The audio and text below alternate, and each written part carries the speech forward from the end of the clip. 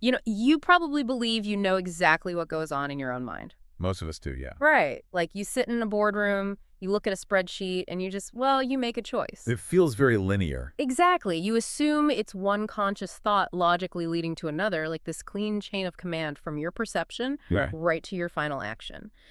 But what if the vast majority of your impressions, your intuitions, and, your most critical business decisions are actually being manufactured in complete silence? By this entirely invisible cognitive machinery that you don't even know is running. Yes, which is just wild. It's a genuinely unsettling proposition to consider. I mean, the feeling of being the undisputed author of our own logic Mm. might just be the most convincing, elaborate illusion our brain creates just to keep us moving through the world with some level of confidence. And that illusion is exactly what we're dismantling today. We are taking a deep dive into the foundational ideas presented in the introduction of Daniel Kahneman's groundbreaking work. Which is such a necessary foundation to build on. It really is. So our mission for the next 15 minutes or so is to equip you, the listener, with the vocabulary of human error. We want to expose the hidden mechanics operating behind your intuition and show you why relying on a gut feeling is actually this massive double-edged sword. Because whether you are predicting market outcomes or, evaluating a startup or even just designing company policies, it all hinges on understanding these hidden cognitive gears. Right. And if you don't understand how this internal machinery operates, you will inevitably get caught in it. Absolutely.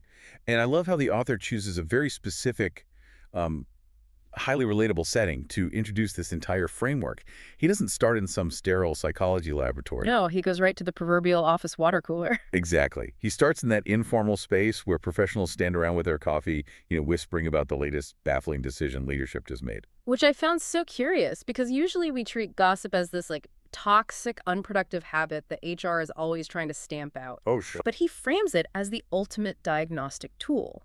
So why anchor a scientific exploration of the mind to office gossip? Well, we lean into the concept of gossip because it leverages this fundamental human asymmetry.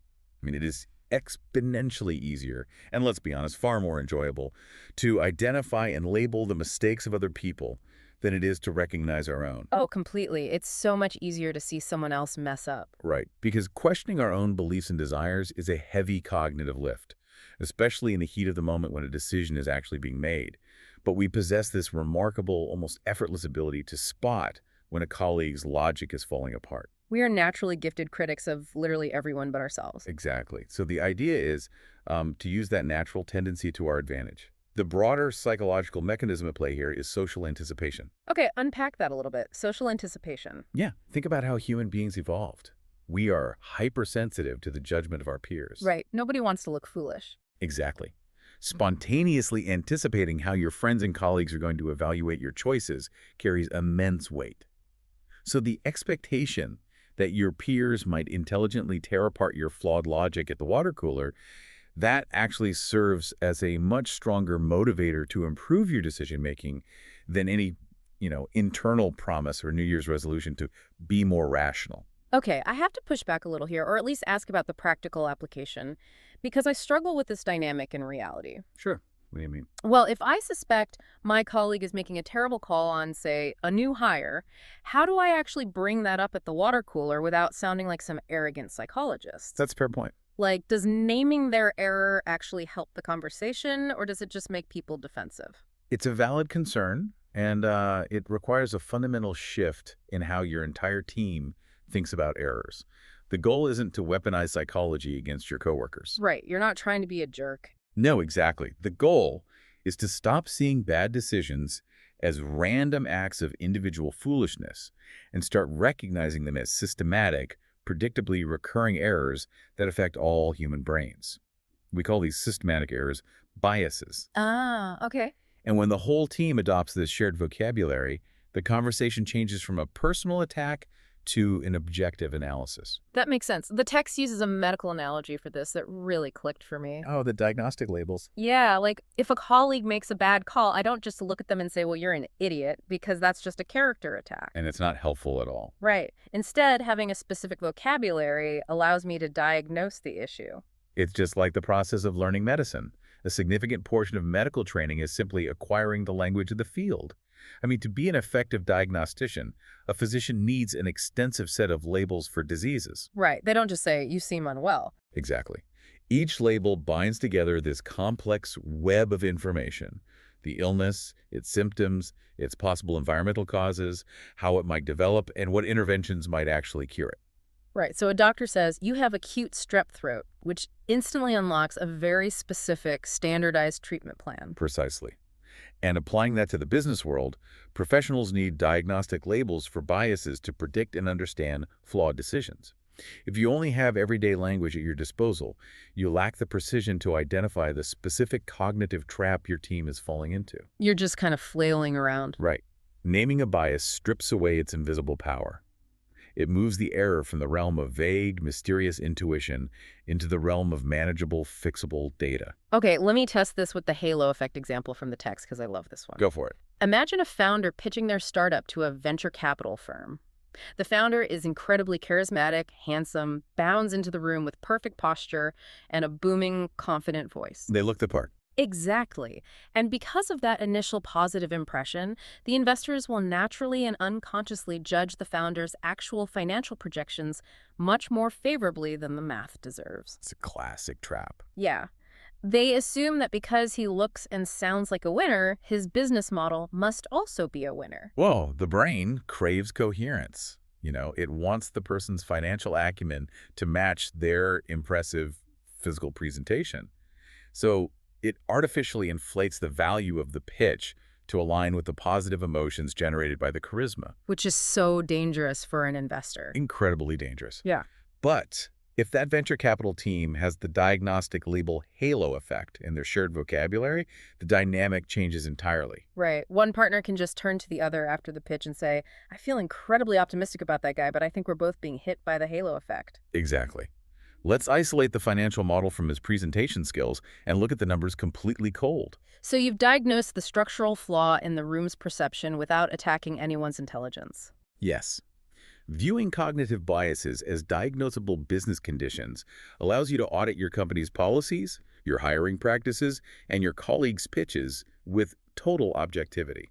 That is so powerful. But, if biases are the diseases we need to diagnose, that implies there is an underlying pathology causing them. That's the next logical step, yeah. Like, our brains aren't just randomly glitching. They're following a flawed set of instructions. And this is where we get into the cognitive machinery that produces these errors heuristics. And setting the historical context here is so important because it highlights what a massive paradigm shift this research was. Yeah, paint that picture for us. Up until the 1970s, the prevailing assumption in the social sciences and the business world was that humans were fundamentally rational calculators. We just process data perfectly. Right. The belief was that our thinking was normally sound and that our logic only became corrupted when strong, visceral emotions interfered. Like intense fear or deep affection or hatred. Exactly. The emotion was the bug in the system. So the old assumption was that my brain is a perfectly reliable spreadsheet, and the only way I make a math error is if someone bursts into my office and starts yelling at me, causing me to panic. That's a great way to put it. But the revolutionary insight introduced by Kahneman and Amos Tversky is that systematic errors do not primarily stem from emotional corruption.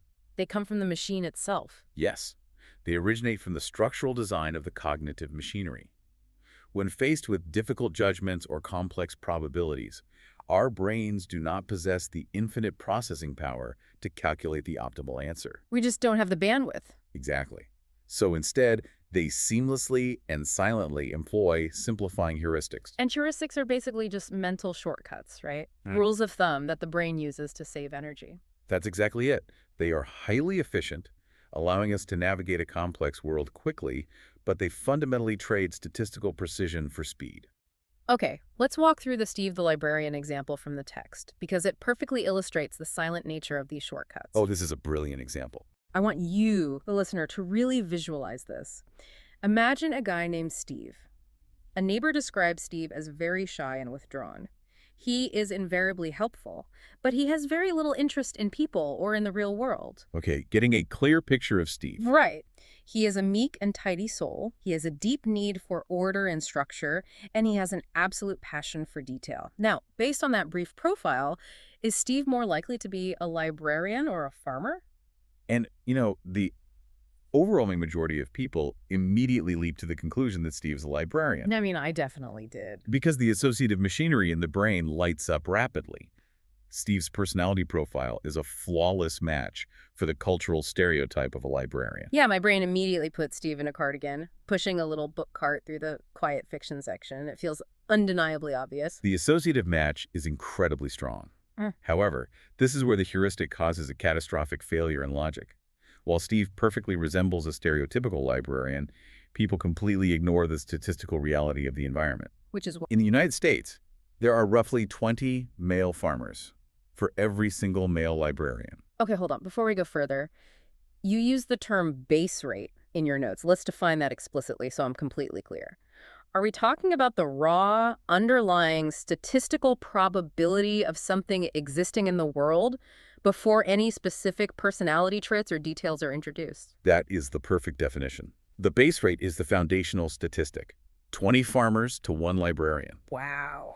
Because the base rate of farmers is so overwhelmingly large, it is a mathematical near certainty that there are far more meek and tidy souls driving tractors than there are sitting behind library information desks. That is mind-blowing. We confuse how much something looks like a category with the actual mathematical probability that it belongs to that category. Exactly. And the most unsettling part is how silently this substitution happens. Like, I didn't consciously think to myself, I am now going to ignore the demographic statistics of the U.S. labor market. Right. You didn't deliberately choose to be irrational. No. My brain just served up the stereotype on a silver platter, and I accepted it as fact. And that silent substitution is the hallmark of a heuristic. The brain is presented with a computationally difficult task, calculating the probability of an occupation based on a personality profile against national demographic data. Which is way too much math. Exactly. The brain rejects the difficult task and substitutes an easier task. Does this description resemble my mental image of a librarian? It answers the easier question. Let's look at another shortcut, the availability heuristic. This is the rule of thumb where we judge the frequency or the probability of an event happening based on how easily examples of that event come to mind. Yes, and the text uses the letter K to demonstrate this. Right, so if you ask someone whether the letter K is more likely to be the first letter of a word or the third letter of a word, what happens? Well, their brain immediately initiates a search for examples. Kangaroo, kite, kitchen, karma. It is incredibly easy to retrieve words that start with K. Very easy. But trying to mentally scan your vocabulary for words where K is the third letter, ask, ink, acknowledge, it requires actual deliberate effort. You really have to work for it. Yeah. So because the words starting with K flow into consciousness so effortlessly, our brain jumps to the conclusion that there must be far more of them in the English language. Which is entirely false. K is actually much more common as the third letter. It's crazy. The cognitive mechanism here is brilliant but flawed. The brain substitutes the difficult question, which category contains a larger total volume of words? With the easier question, which category is easier for me to generate examples for right now? I want to translate this into a modern business context because the implications are massive. I think of the availability heuristic like an algorithm that ranks search results not by their factual accuracy, but strictly by their emotional engagement and recent clicks. That's a great analogy. Let's say I'm a software product manager. Yesterday, I had a client call me furious, absolutely screaming about a specific bug in our new feature. A highly memorable event. Exactly. Today, my team asks me to prioritize our development roadmap. Because that angry phone call is so recent and emotionally charged, my brain's internal algorithm ranks it at the very top of my memory. It's highly available. Yes. So I'm going to drastically overestimate how widespread that bug is, completely blinding myself to the boring, unclicked spreadsheet data showing that 99% of our users are happily using the feature without any issues. Your internal algorithm prioritized ease of retrieval over statistical reality. And, the author knows a similar effect with media coverage. Oh, right. He discovered he falsely assumed adultery was more common among politicians than among doctors or lawyers. Why? Simply because the media reports relentlessly on political scandals, making those events highly available to memory. So, practically speaking, for you listening, when you are evaluating a business threat, planning a budget, or assessing a risk, you have to actively fight your own memory retrieval system. You really do. You have to ask yourself, am I prioritizing this issue because it's statistically the most dangerous? or just because I can easily remember a vivid story about it? You must bring conscious, deliberate effort to bear against the automatic shortcut. Now, I want to pivot to something that feels like a bit of a contradiction here. Okay, let's hear. If heuristics are just these flawed structural shortcuts that lead to predictable errors, what happens to the legend of the visionary entrepreneur? Ah, the genius founder. Right. We hear endless stories of executives like Steve Jobs or brilliant investors who just knew a market was going to turn or who sensed a product would be a massive hit before the data supported it. Are we saying all business intuition is just a lucky roll of the dice and bad math? It is a critical tension to resolve. And this is where we must distinguish between the illusion of intuition and the reality of genuine expertise. So there is real intuition. Yes. Intuition often feels magical because the conclusion arrives in our consciousness fully formed, and the intermediate steps of logic remain hidden. But there is a very grounded scientific explanation for valid intuition. What is it? Well, the great psychologist Herbert Simon, who studied chess grandmasters, stated it perfectly. Intuition is nothing more and nothing less than recognition. Recognition, like instantly recognizing a childhood friend's face in a crowded airport. Exactly that. You don't analyze the distance between their eyes or the shape of their jawline, you just know it's them. Right. Valid intuitions develop when experts undergo thousands of hours of practice, learning to recognize familiar patterns in complex situations. Think of the toddler who sees a four-legged animal in a park and excitedly yells, "Doggy." Which happens all the time. Yes, and that is an incredibly sophisticated act of visual pattern recognition that happens instantaneously. Expert intuition in a professional setting works through the exact same mechanism, just utilizing vastly more complex patterns. So true expertise is essentially building a massive, highly indexed database of recognized patterns in your brain. That's a perfect way to conceptualize it. The text illustrates this with a phenomenal story about a firefighter commander. His team was inside a house, hosing down a fire in the kitchen. Such a striking example. Suddenly, the commander yells, "Let's get out of here!" He orders everyone out immediately, without consciously knowing why he gave the order. And almost the second they escape out the front door, the floor they were just standing on completely collapses. And initially, the commander attributed his survival to a sixth sense for danger. Like it was magic. Exactly. But a post-incident analysis deconstructed the cognitive mechanics of that moment.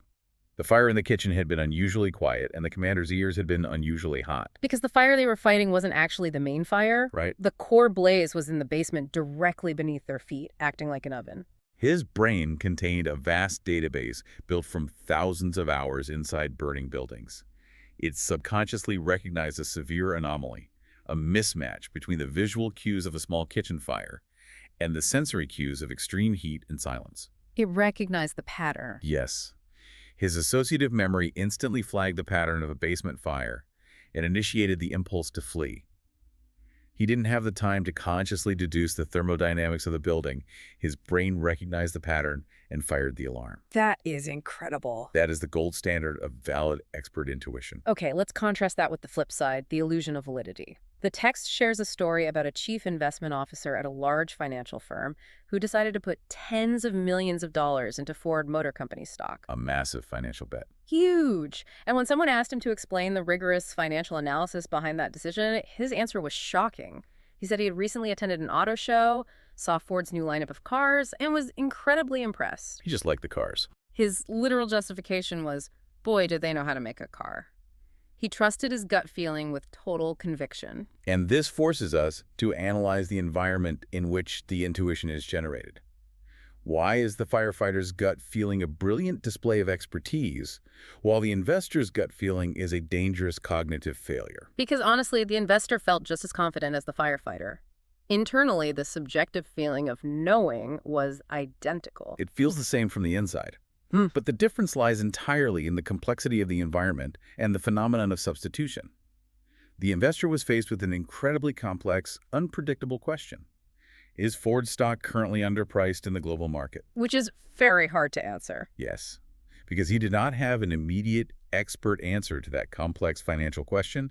His brain seamlessly substituted it. It rejected the hard math problem and swapped in an easy emotional question. Instead of answering, is the stock underpriced, his brain answered, do I like the look of Ford cars? Precisely.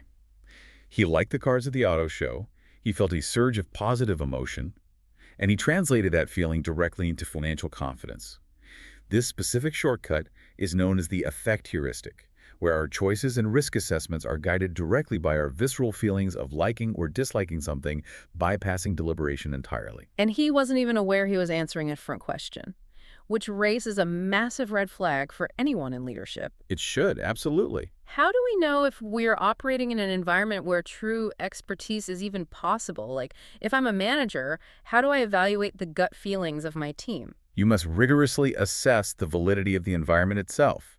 Is the environment regular and stable enough to allow for predictable patterns to be learned? Like chess? Exactly. Mm. Chess and firefighting are highly regular environments. The rules of chess do not change, and the physics of fire are consistent. These environments provide rapid, clear feedback. But the stock market? The stock market, conversely, is famously irregular, noisy, and influenced by countless unpredictable variables. It is exceedingly difficult, if not impossible, to develop true, predictive, expert intuition in a low-validity environment. So the practical takeaway for the boardroom is a framework for auditing intuition. When a colleague pounds the table and says, "My gut tells me we need to acquire this startup," you cannot just accept the confidence of their delivery. Ever just trust the confidence. You have to ask two questions. First, does this person have thousands of hours of practice recognizing valid, stable cues in this specific industry? Are they the firefighter? Right. Second, are they actually answering the complex business question at hand, or did their brain just silently substitute an easier emotional question? Do they just like the founder's pitch? Synthesizing all of these concepts, the overarching insight is that the human mind operates on a remarkably fast-acting silent machinery. It is brilliantly efficient at recognizing patterns and navigating familiar, regular environments. But terrible at math. Yes, it is structurally inept at processing statistics, probabilities, and complex logic under uncertainty. And its greatest trick is hiding its own ineptitude. It constantly swaps out the hard math questions we actually need to solve for the easy emotional questions it prefers to answer, and it does so without notifying our conscious awareness. Understanding this is not meant to be demoralizing, though. No, it's empowering. Exactly. Acknowledging our cognitive limitations does not diminish human intelligence, just as a medical textbook doesn't deny the existence of good health simply because it focuses on diseases. Yeah, that's a great point. Most of the time, our fast-thinking associative machinery serves us incredibly well. But recognizing its structural flaws and mastering the diagnostic language of biases, heuristics, and substitution represents the ultimate competitive advantage for any decision maker. I love that. And I want to leave you, the listener, with something specific to chew on, a way to test this invisible machinery in the real world. Over the next few days, I want you to track the next 5 significant decisions you make at work. Oh, that's a good exercise. Not the routine stuff, but the moments where you have to make a judgment call. Try to catch yourself in the act of silent substitution. Notice the exact moment your brain tries to trade a complex probability for a simple emotional preference. It is a deeply humbling exercise, but recognizing that substitution in real time is the first step toward actual rational control. It really is. Well, next time on our deep dive, we'll expand on this machinery and officially meet the two radically different characters secretly running your life and your business, System 1 and System 2, and discover why the one in charge of your logic is incredibly dangerously lazy. So why is it that when you look at a photograph of a stranger, you instantly know she is furious and about to yell? But if someone asks you to multiply 17 by 24, your brain just feels like it hits a brick wall. Right. It's a completely different experience. Exactly. I mean, you're about to discover that your mind is not this single unified decision maker. It is actually a stage for this psychodrama between two completely different characters locked in this constant invisible negotiation over everything you think, feel, and do. It really is a profound contradiction, in the human experience. Because we walk around all day feeling like we are in complete conscious control of our thoughts. Yeah, we think we're the ones driving the car. Exactly. We believe we are the rational captains of our own ships. But when we actually look at the mechanics of human cognition, the reality is it's far more complex and, frankly, a lot more unnerving. Well, welcome to this deep dive into the characters that make up the human mind. Over the next hour or so, we're going to explore how your brain splits its labor between a lightning-fast, automatic protagonist and a highly capable, but fundamentally, lazy sidekick. Yes, very lazy. And for anyone listening who is navigating the complexities of business, leadership, or entrepreneurship, understanding these two distinct systems isn't just some academic exercise. I mean, it is the ultimate shortcut. It really is. It explains the hidden reasons why consumers buy or why brilliant leaders make, catastrophic judgment calls. Right. And most importantly, how you can build guardrails to outsmart your own cognitive blind spots. Because the primary goal of this deep dive is to equip you with a richer, highly precise vocabulary for identifying mistakes in judgment. You need to understand not just that we make errors, but the specific predictable mechanics of how and why those errors happen. Which is super helpful. Yeah, and it is actually quite enjoyable to spot these systematic errors, these cognitive biases, in other people first. Oh, always. It's so much easier to see it in someone else. Definitely. But eventually, once you understand the underlying machinery, you will start recognizing these exact same patterns in your own decision-making processes. So I want to start by dissecting that initial question I brought up because the contrast is just so stark. Think about what happens when you look at a picture of an angry woman. I mean, I don't have to pause. Not at all. I don't have to consciously analyze the tension in her facial muscles or the angle of her eyebrows. I just know she is angry. It hits me instantly. So let's break down exactly what is happening in your brain in that fraction of a second. Okay.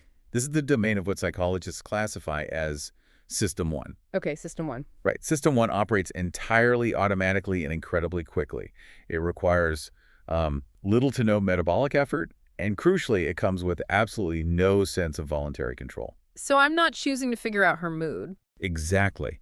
When you look at that woman's face, your experience seamlessly combines visual processing with highly complex intuitive thinking. You didn't just see a facial expression. Your brain immediately projected a future state. Like predicting what she's going to do next. Yes, you instantly sensed that she was about to say something unkind, probably in a loud, strident voice. That premonition of the future just came to your mind without you asking for it. You didn't intend to assess her mood. The assessment happened to you. Okay, so System 1 is basically just our primal emotions and survival reflexes. It's just the lizard brain reacting to things. Well, that is a very common assumption, but it is actually a dangerous oversimplification. Oh, really? Yeah, System 1 isn't just raw emotion or primal fear. I mean, it certainly encompasses those innate evolutionary skills like orienting your attention to a sudden loud sound. Right, or jumping when you see a snake. Exactly. Or instantly detecting that one object in your visual field is closer than another, or feeling a spike of adrenaline when you see a spider. But System 1 is vastly more sophisticated than that. It also houses deeply ingrained learned associations that have become completely automatic through prolonged practice. Okay, give me an example of a learned association that lives in System 1, like something that isn't just survival instinct. Sure. If I say the phrase, the capital of France, the word Paris instantly materializes in your consciousness. Oh, yeah. I didn't even have to look for it. It was just there. Exactly. You didn't search for it. Or consider reading. If you are driving down the highway and you see a massive billboard, you read the words on it involuntarily. That's true. I can't just look at a sign and see shapes. Right. Assuming it is in your native language, you literally cannot choose not to understand those simple sentences. Your brain decodes the visual symbols into language and meaning before you even consciously realize you are looking at a sign. Wow. That is System 1. It is a massive, highly complex associative memory engine that is just, always running in the background. But then we hit the math problem, like 17 times 24. This is a completely different cognitive experience. When you hear that, you recognize it as a multiplication problem. Right. No, you could solve it if you had a piece of paper or if you simply stopped walking and really focused. You even have a vague intuitive boundary for the answer. Yes. Your System 1 knows the answer isn't 123. Right, and it definitely isn't 12,000. But to actually arrive at 408, you have to force your brain into a completely different mode of operation. And that transition, that shift, is the awakening of System 2. System 2. Yes, System 2 is the mechanism that allocates your finite attention to effortful mental activities, including complex computations. The operations of System 2 are what give you the subjective experience of agency, of choice, and intense concentration. So it's the conscious me. Exactly. When you attempt to multiply 17 by 24 in your head, you are shifting from fast automatic processing into slow, deliberate thinking. Think about the steps, Yeah, I have to, grab the numbers and hold them. Right. You have to consciously retrieve the cognitive program for multiplication that you learned in elementary school. Then you have to actually implement it. You multiply 7 by 4, you get 28. You have to hold the 8 in a temporary mental workspace while you carry the 2. It's exhausting just talking about it. It is. You feel the distinct cognitive burden of holding that material in your working memory, keeping track of where you are in the sequence, and knowing what the next step must be. It is a highly deliberate, effortful, and orderly process. And what fascinates me is that this shift isn't just some abstract, ethereal mental event. Like, it is a deeply physical, biological strain. No. When you tackle a hard problem like 17 times 24, your body actually changes. It really does. Engaging System 2 for a complex task exacts a literal, measurable physical toll. Your muscles subconsciously tense up, your blood pressure rises. Seriously, over math. Over any intense cognitive effort, yes.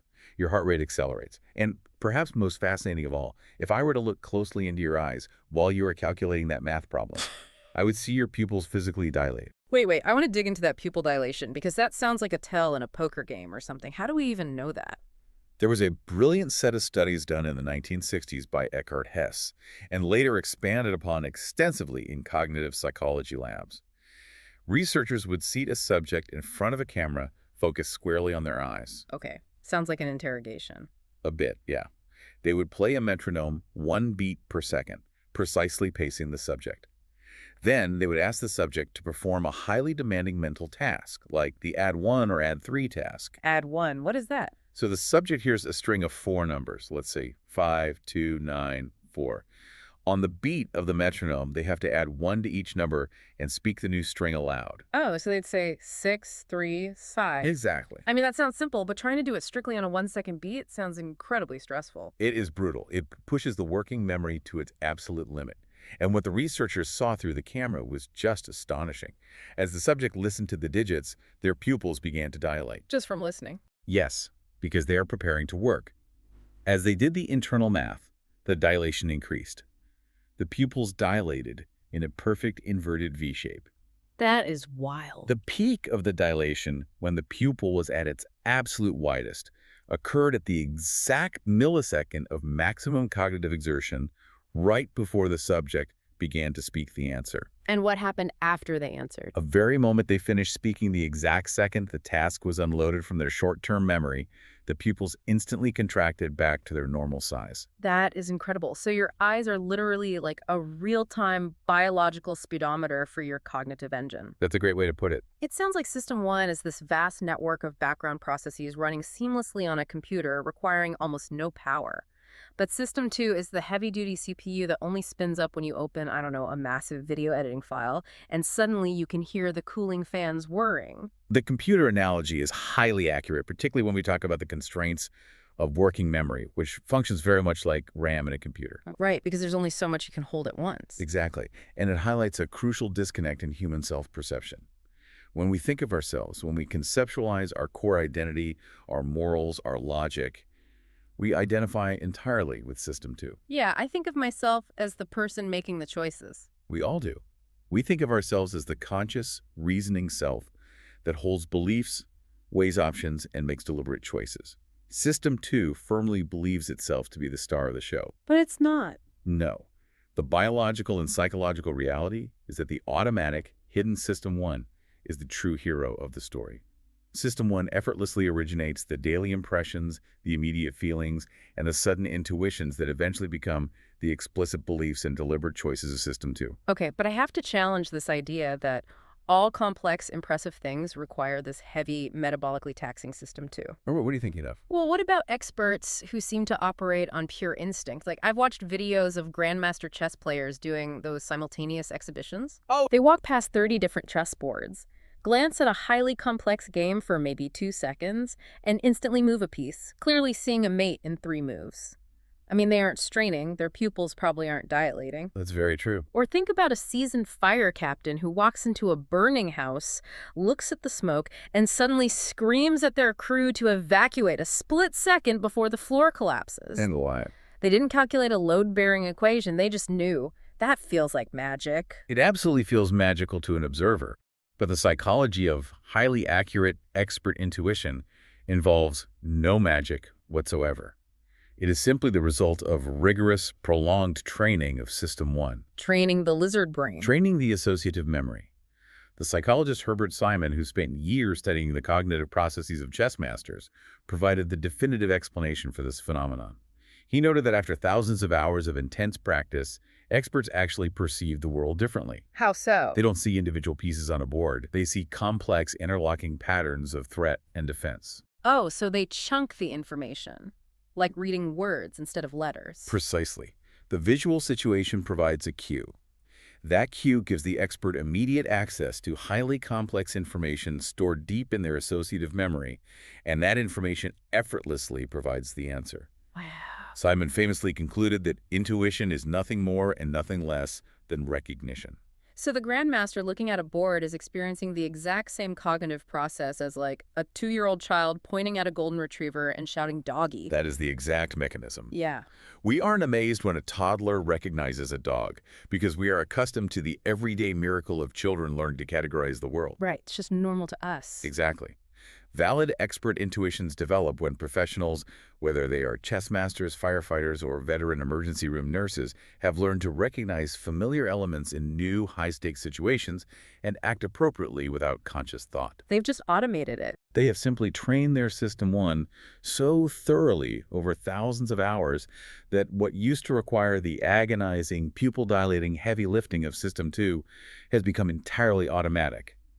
It comes to mind with the exact same effortless immediacy as doggy. That is a massive framework shift. Yeah. And if we take this out of the laboratory and into the boardroom, I mean, the implications are staggering. Absolutely. Let's say you are a B2B entrepreneur pitching a complex new software platform, or a CEO rolling out a new corporate strategy to your employees.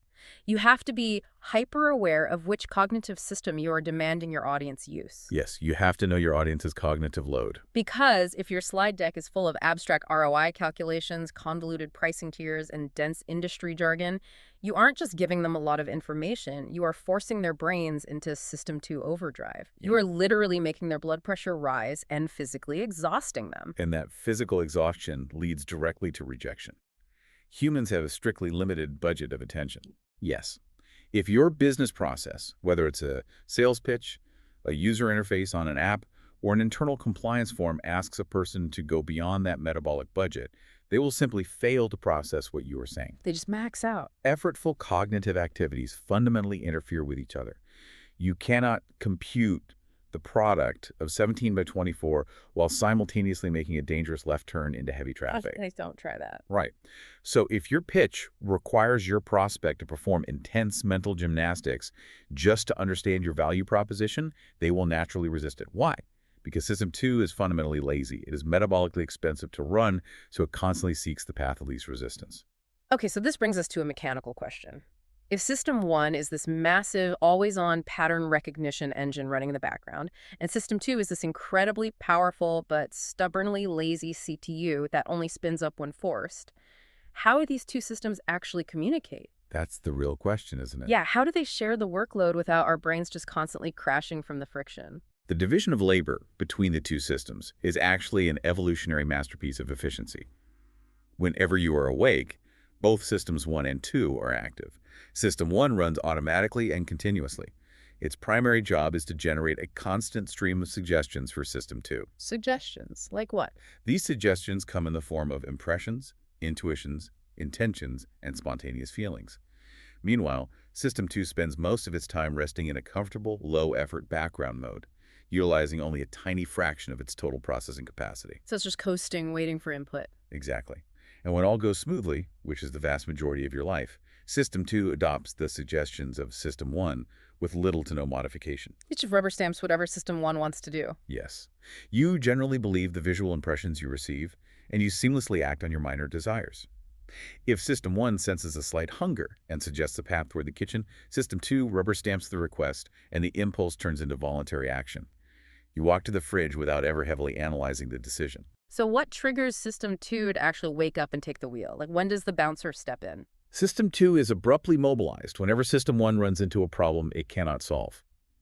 If a question arises for which System 1 has no automatic pre-programmed answer, like the sudden appearance of 17 times 24, or a highly unusual clause in a legal contract, it hits the dead end. Ah, okay. System 1 then immediately flags System 2 to boot up and provide detailed, focused processing. Furthermore, System 2 is activated whenever you experience a surprise. A surprise, like someone jumping out of a closet. Like that, yes. System 1 constantly maintains a predictive model of the world, what is normal, what belongs where. In System 1's model, lambs do not suddenly jump off tables, and cats do not bark like dogs. Right. When an event violates that predictive model, an error signal is generated. System 2 experiences a sudden surge of conscious attention. It activates, physically orients your eyes and ears toward the surprise, and intensely searches your memory for a story or logic that can make sense of this bizarre event. This perfectly sets up what has to be one of the most famous and frankly most unsettling psychological experiments ever conducted. I'm talking about the invisible gorilla. Ah, yes. The classic study by Christopher Chabris and Daniel Simons. It is the ultimate demonstration of the rigid limits of human attention and the relationship between these two systems. For anyone who hasn't encountered this, the setup is deviously simple. You are asked to watch a short video of two teams of people moving around, passing basketballs to each other. One team is wearing bright white shirts, and the other team is wearing black shirts. Right. And before the video starts, you are given a very specific, strict instruction. You must count the exact number of passes made only by the players wearing white shirts, and you must completely ignore the players in the black shirts. It sounds easy, but because everyone is moving around in a tight circle, it's actually a deeply absorbing task. It is. You have to really focus to keep the count accurate. Yes.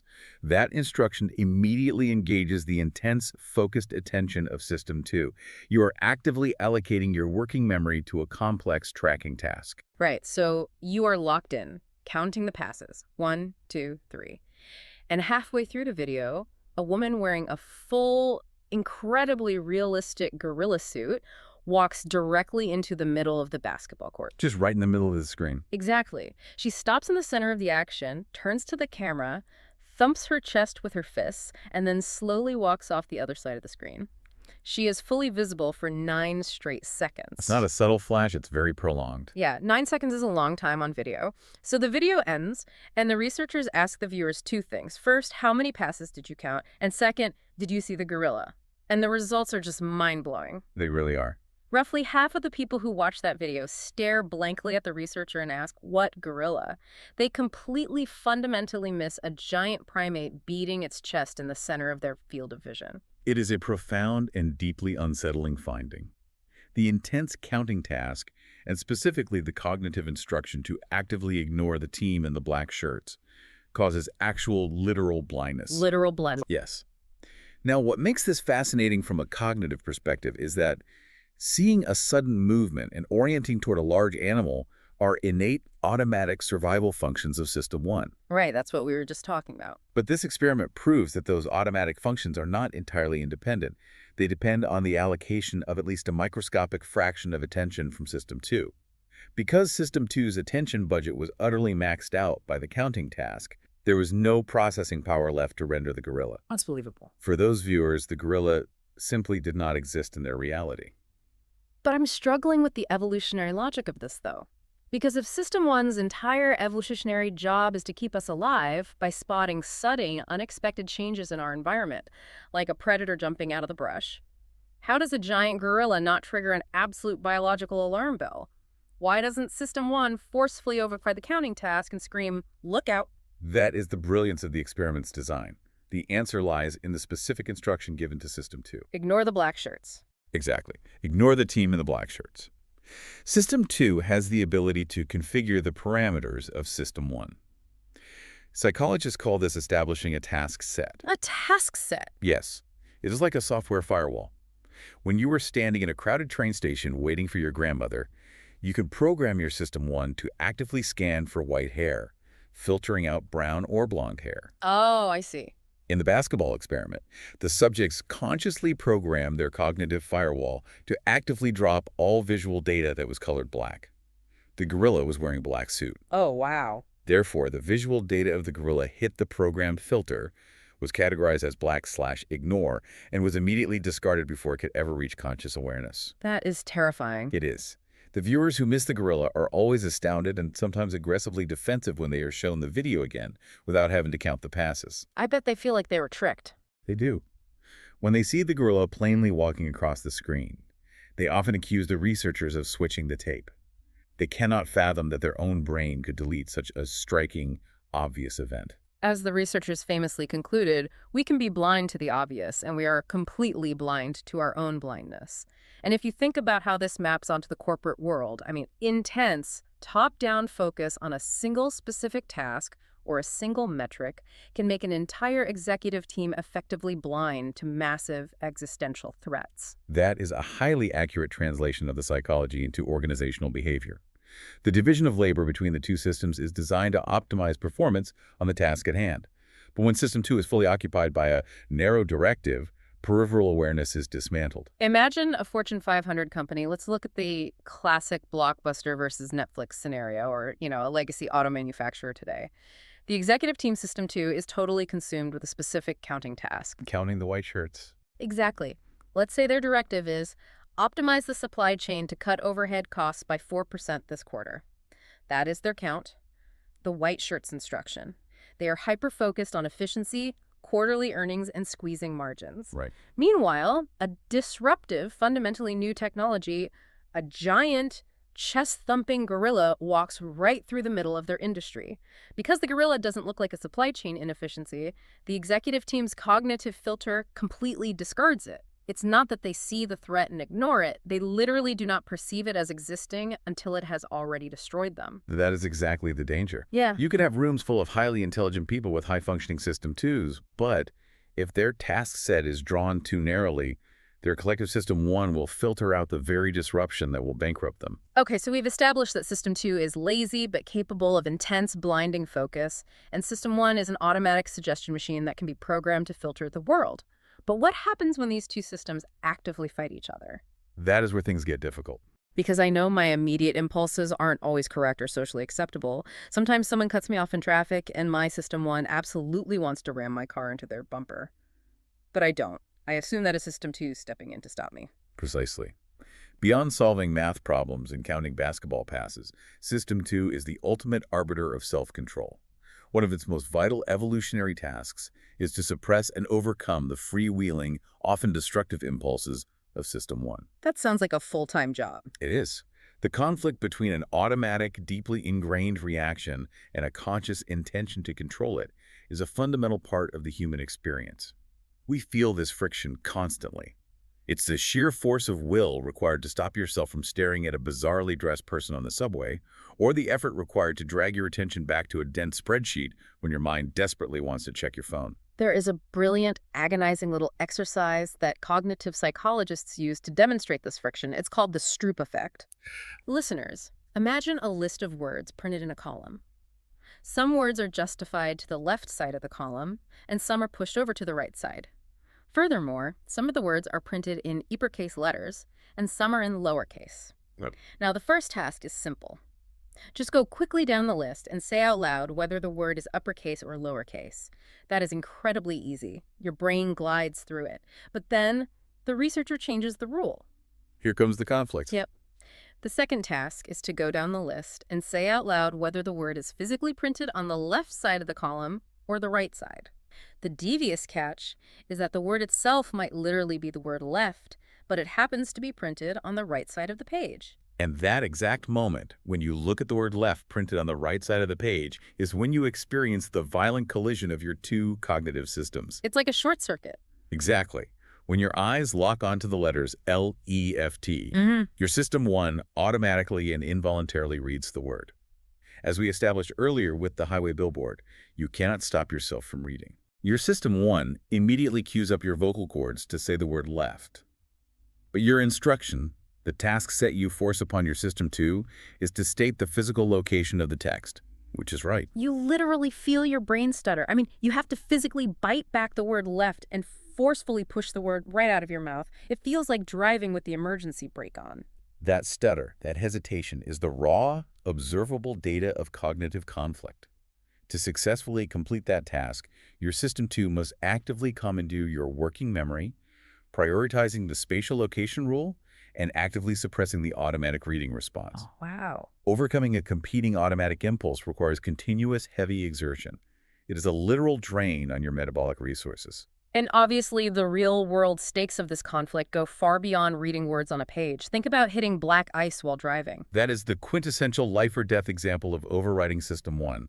When a car begins to violently skid on a patch of ice, the driver experiences an immediate primal surge of fear. Total panic. Yes.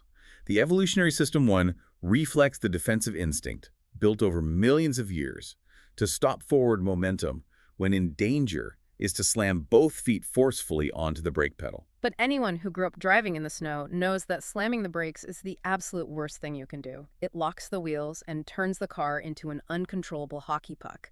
You are taught the counterintuitive rule. Take your foot off the brake and steer smoothly into the direction of the skid. Exactly. To survive that moment, System 2 has to forcefully, violently override the shrieking survival instinct of System 1.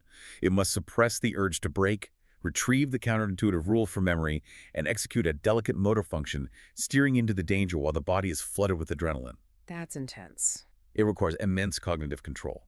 It requires actual depleting work. I want to bridge this back to the RAM analogy we used earlier because it explains so much about daily life. If holding a rule in your working memory, like steer into the skid or say the location, not the word, is like running a heavy background application on your computer. Is it exhausting for System 2 to constantly act as the bouncer for System 1's bad ideas? It is profoundly exhausting. This introduces a critical biological limitation known as cognitive depletion. Cognitive depletion. Yes. Self-control and cognitive effort draw from the same shared pool of mental energy. When you spend your morning forcing your System 2 to override System 1, perhaps by biting your tongue during a frustrating meeting, or forcing yourself to analyze a boring financial report instead of browsing the internet, you literally deplete your capacity for self-control later in the day. This maps so perfectly to product design and the customer journey. If you are building a website, an app, or even designing the layout of a retail store, you have to realize that friction isn't just an annoyance, it is a cognitive tax. A very real metabolic tax. Yeah. Every single time you ask a user to navigate a confusing drop-down menu, or you place the checkout button in an unexpected location, or you make them read a convoluted, jargon-filled pricing tier, you are forcing their System 2 to wake up and fight their System 1's natural expectations. You are eating their RAM. And cognitive strain leads directly to abandonment. Humans are cognitive misers. If you make someone work too hard to comprehend your product, their System 2 will simply give up and shut down the process. They just bounce off the page. Exactly. A lazy System 2, combined with an interface that constantly triggers System 1 errors, is a guaranteed recipe for lost sales, abandoned shopping carts, and frustrated employees. The golden rule of design is to create pathways that System 1 can glide through effortlessly, reserving the user's precious System 2 energy only for the actual decision to purchase. That makes profound sense. We need to respect the metabolic limits of our users, but let's flip this around because here's where the dynamic gets genuinely alarming to me. If System 1 is this fast, always on engine making constant assumptions, and System 2 is this lazy controller that would rather rubber stamp suggestions than actually do the hard work of verifying them, how often is System 1 just completely objectively wrong about reality and System 2 doesn't even notice? The uncomfortable truth is that it happens far more often than we are equipped to realize. System 1 is fundamentally a machine for jumping to conclusions. It relies on heuristics, mental shortcuts that work well most of the time, but are highly prone to specific predictable illusions. And because System 1 operates automatically and cannot simply be turned off at will, these errors in intuitive thought are incredibly difficult to prevent. Let's ground this in a visual example before we move to the cognitive ones. Think about the famous Muller-Lyer illusion.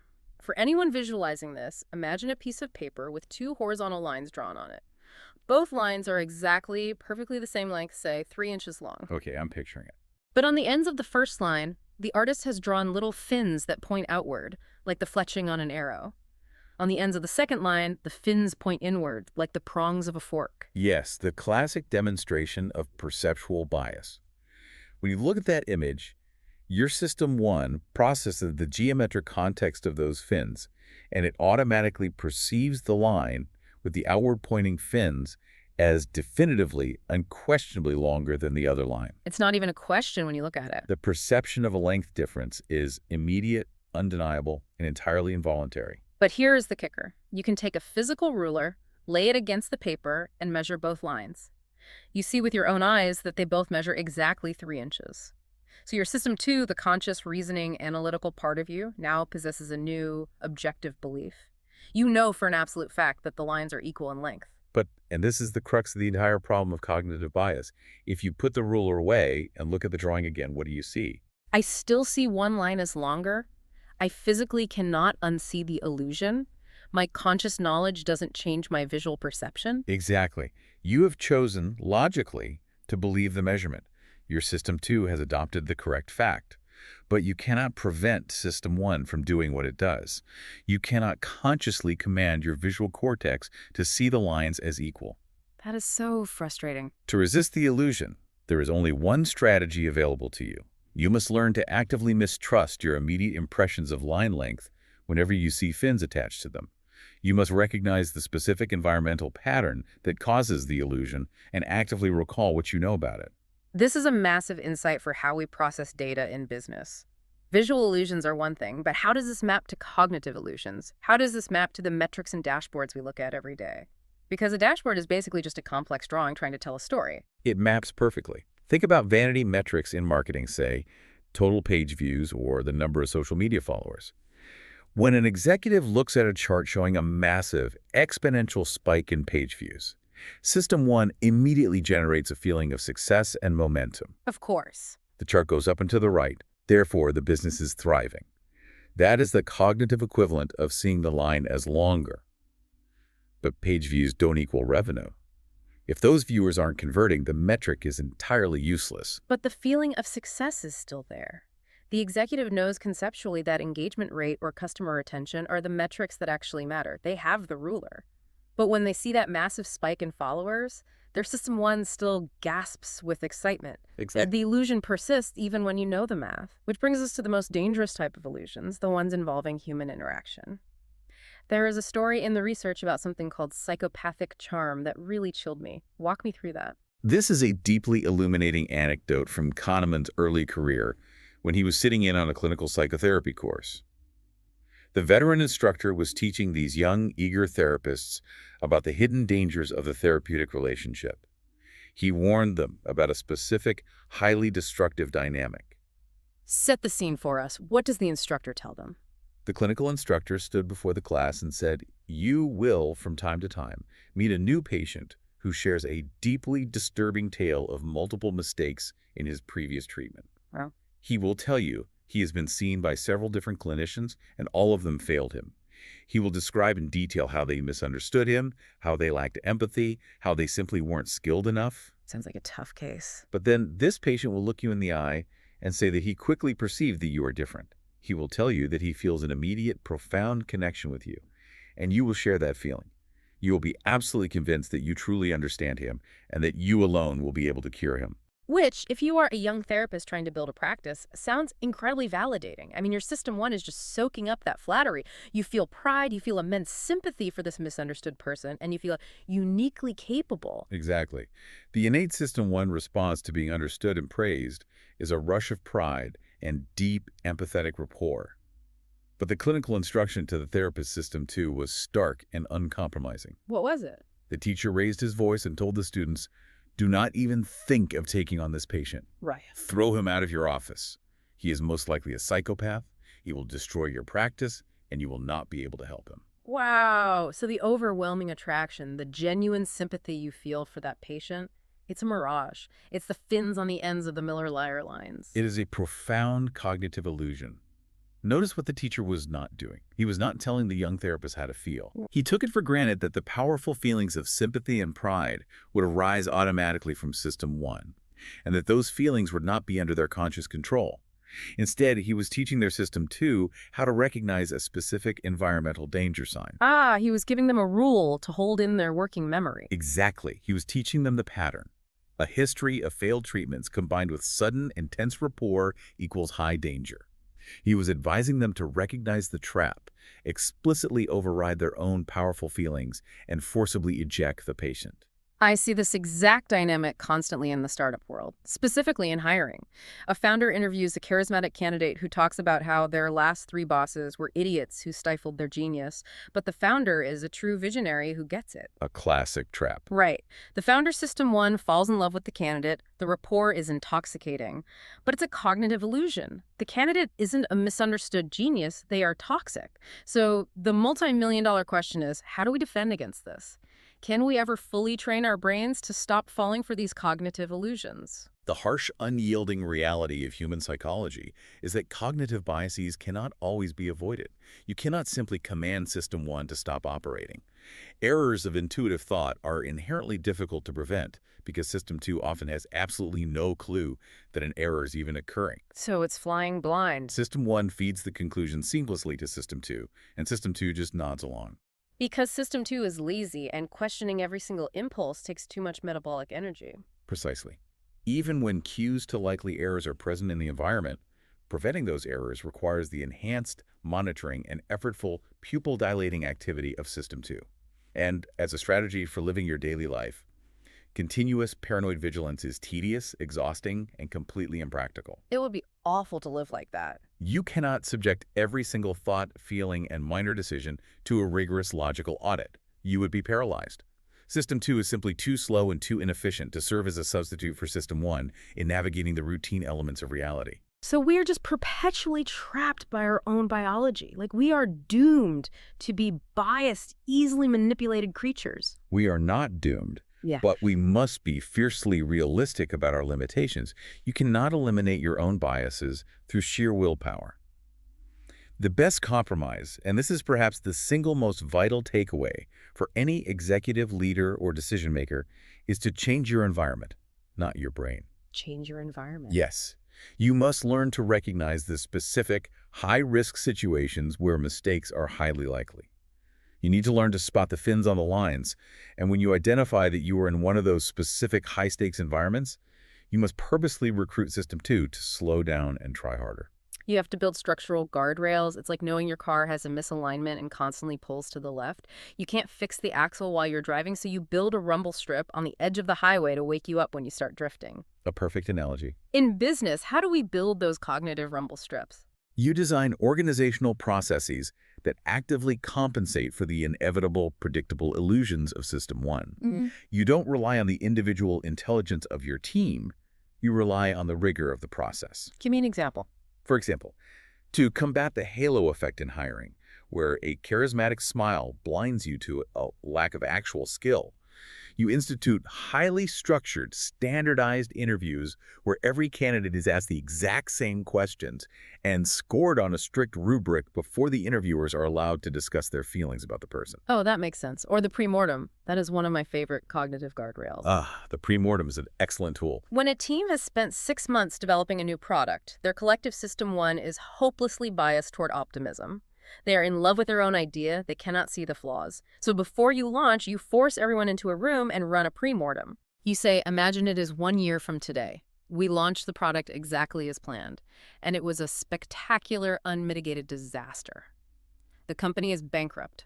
Take 10 minutes, sitting in silence, and write down the exact history of how this failure happened. That is a brilliant example. The pre-mortem violently shifts the cognitive framing. Instead of asking System 2 to find minor flaws in a plan it already loves, it explicitly commands System 2 to assume failure as a guaranteed fact and tasks it with generating the causes. It actively breaks the optimistic illusion of System 1. Okay, I want to zoom out and address the architecture of everything we've discussed today, because throughout this entire deep dive, we've been talking about System 1 and System 2 as if they are literally little people sitting inside our heads. Yes, we have. We say things like System 1 jumps to conclusions, or System 2 is lazy and delegates the math. But obviously, if a neurosurgeon opens up my skull, they aren't going to find a tiny hyperactive autopilot in the left hemisphere and a fat, lazy pilot sleeping in the right hemisphere. No, they certainly wouldn't. It is crucial to address this, as it is a common academic critique of the framework. Systems 1 and 2 do not actually exist as physical entities, networks, or specific localized regions in the human brain. You cannot put someone in an fMRI scanner and point to the System 1 lobe. They are entirely fictitious characters created to describe complex phenomena. So why do we use them? If this is supposed to be rigorous science, Why did Kahneman base his entire foundational framework on a pair of imaginary characters? Because he understood a fundamental biological quirk in how the human mind processes information. Our System 1 has a profound innate aptitude for the construction and interpretation of stories. We are hardwired to understand the world through the actions of agents who have distinct personalities, habits, and abilities. So we are storytelling machines. We understand narrative better than we understand data. Exactly. Let's look at the literal scientific alternative. Technically, when a psychologist says the phrase, System 2 calculates products, that is actually shorthand for a vastly more complex, dense biological reality. What would the scientific version sound like? To be scientifically accurate, without using characters, you'd have to say, mental arithmetic is a voluntary cognitive activity that requires the allocation of working memory, is metabolically expensive, interferes with other effortful tasks like making a left turn into traffic, and is physiologically associated with dilated pupils and an accelerated heart rate. Good Lord, just listening to that sentence requires cognitive strain. Try teaching an entire book of psychology using only that kind of phrasing. It would be impenetrable. It would overwhelm the reader's working memory entirely. The simple sentence, System 2 calculates products, is meaningful precisely because of what you have learned about the personality of the character in System 2. The researchers use a wonderful analogy to explain this trick of the mind. Oh, what is it? Consider the sentence, the butler steals the petty cash. When you hear that, your brain instantly goes to work. You form a negative moral opinion of the thieving butler, you actively expect more bad behavior from him in the future, and you will remember his character for a long time. The human mind processes and retains the action of a distinct agent far better than it processes a list of abstract properties. So by naming these collections of cognitive processes, System 1 and System 2, Kahneman is essentially hacking our own System 1. He is exploiting our brain's evolutionary love for character-driven narrative to slip a highly complex psychological theory past our cognitive defenses and into our long-term memory. That is an incredibly astute way to frame it. He is using the mechanics of System 1 to teach System 2. Furthermore, the labels System 1 and System 2 are significantly better names than the automatic system and the effortful system for a very practical reason. Because they're shorter. Exactly. They take up less phonetic space in your working memory. And as we have extensively discussed, anything that occupies space in your working memory actively reduces your available capacity to think about the concepts themselves. Man, there is a masterclass in business communication embedded right there. When you are standing in front of a board of directors pitching a new strategy, or you are a manager trying to explain a complex operational shift to your team, you have to respect the severe limitations of human working memory. Yes, you do. Transforming your abstract, complex business processes into a narrative story with active agents, a hero, a villain, a struggle, is not dumbing down your presentation. It is the exact opposite. It is the most biologically efficient way to transfer complex knowledge from your brain into someone else's. If you want people to actually remember your strategy tomorrow, make it a story. That aligns perfectly with decades of research on the psychology of learning, retention, and persuasion. Narrative is the operating system of human memory. As we bring all of these threads together, I want to distill the absolute core of what we've unpacked today. If a listener only remembers one overarching paradigm shift from this deep dive into the characters of the mind, what is the soul of this chapter? If we step back and look at the vast architecture of the mind we've just explored, the soul of this chapter is a profoundly humbling realization about human nature.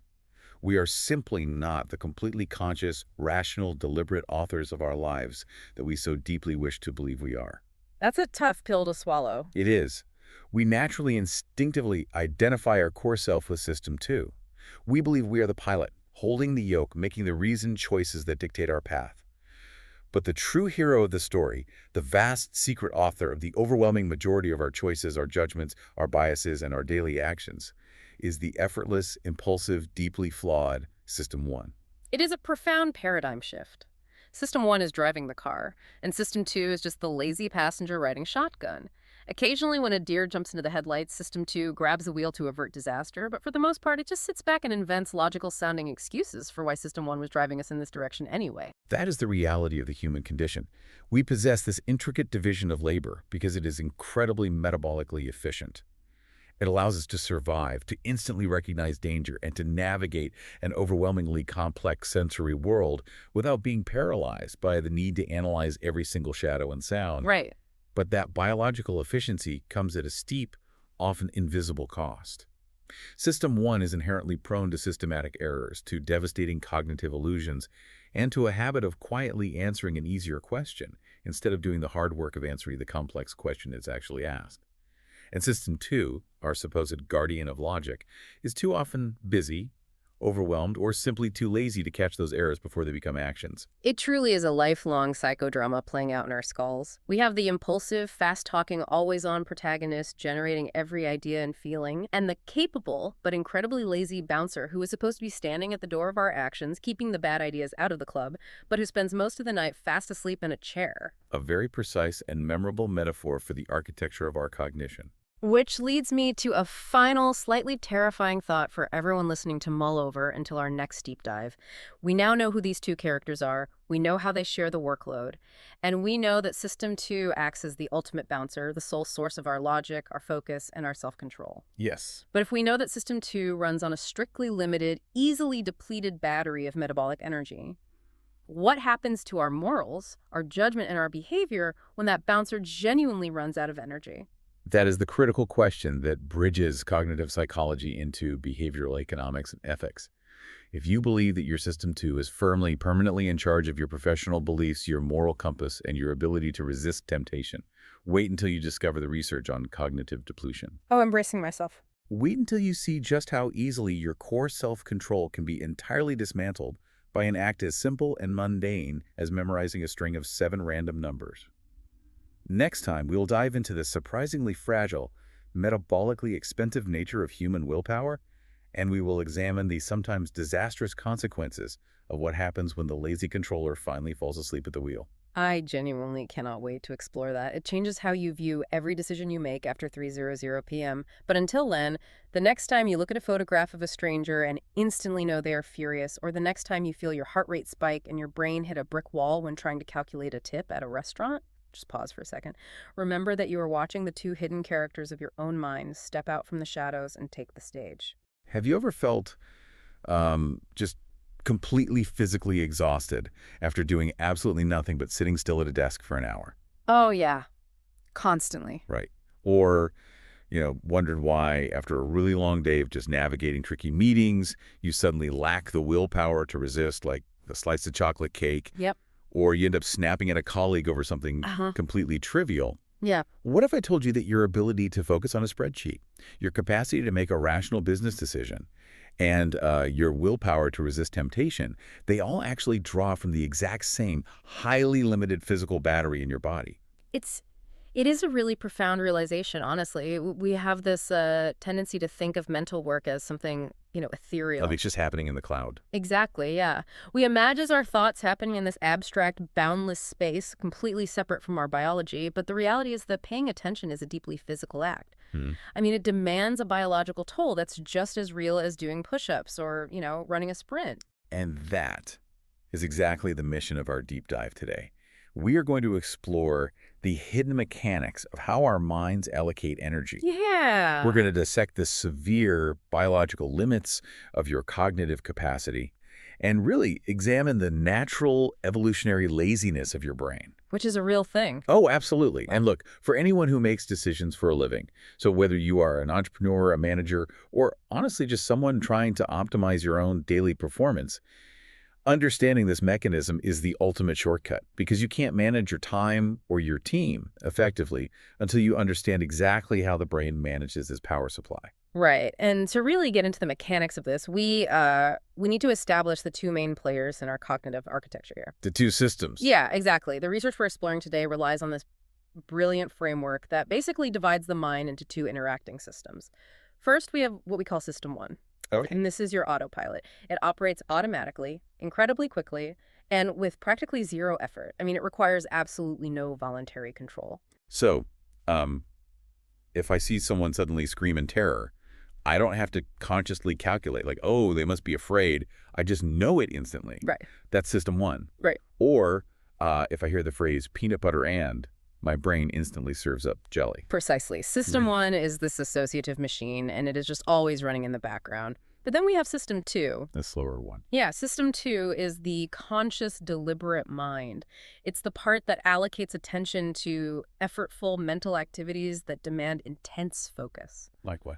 Well, like filling out a really complex tax form, or maybe navigating a totally unfamiliar city at night in the rain, or, Yeah. Comparing the intricate features of 2 different software platforms before you buy one. So system 2 is like the voice in our head. Yeah. It's the character that really thinks it is the hero of the story, right? The rational, objective decision maker that's just in charge of our lives. It certainly likes to view itself that way, yeah. Right. But the reality, and really the entire focus of our discussion today, is that system 2 is severely limited. It is a supporting character that is, honestly, frequently asleep at the wheel. Wow. And it is heavily constrained by a very strict biological budget. So to truly understand how fragile this conscious system is, we have to look at how mental effort physically manifests in the human body. Let's get right into that because Yeah. this completely blew my mind. When we say, I am thinking really hard, we generally treat it like a metaphor. Right. But you're saying you can actually see someone thinking hard. Like you can measure Yeah. the exact moment their mental battery is draining just by looking closely at their face. Yeah. Specifically, their eyes. Yeah, the history behind this discovery is just fascinating. So it starts with the psychologist, Eckhart Hess, and he was studying pupillometry. Which is measuring the pupil. Exactly, measuring the pupil of the eye. Now, Hess had noted the well-known phenomenon that our pupils dilate when we see something emotionally stimulating or, beautiful. But he noticed an anomaly. He found that the pupils also widened when people were simply asked to multiply 2-digit numbers in their heads. Which is such a bizarre physiological response. Like, Yeah. why on earth would your eyes need to let in more light just because you are doing math? Right. Well, it reveals this really deep neurological connection because the pupil isn't just controlled by the visual system, it's actually heavily influenced by the autonomic nervous system, Okay. specifically the sympathetic branch, which is the part that controls our fight or flight arousal. Oh, wow. Yeah, so when you engage system 2 in a difficult cognitive task, a region in the brainstem called the locus coeruleus releases norepinephrine. Okay, so a neurotransmitter. Right, and this neurotransmitter primes the brain for intense focus, but it also triggers physical arousal, which includes the physical dilation of the pupil. That's wild. So researchers realized, hey, we can use the pupil as a highly precise, highly visible index of mental workload. They basically turned the eye into a literal dashboard meter for the brain. They really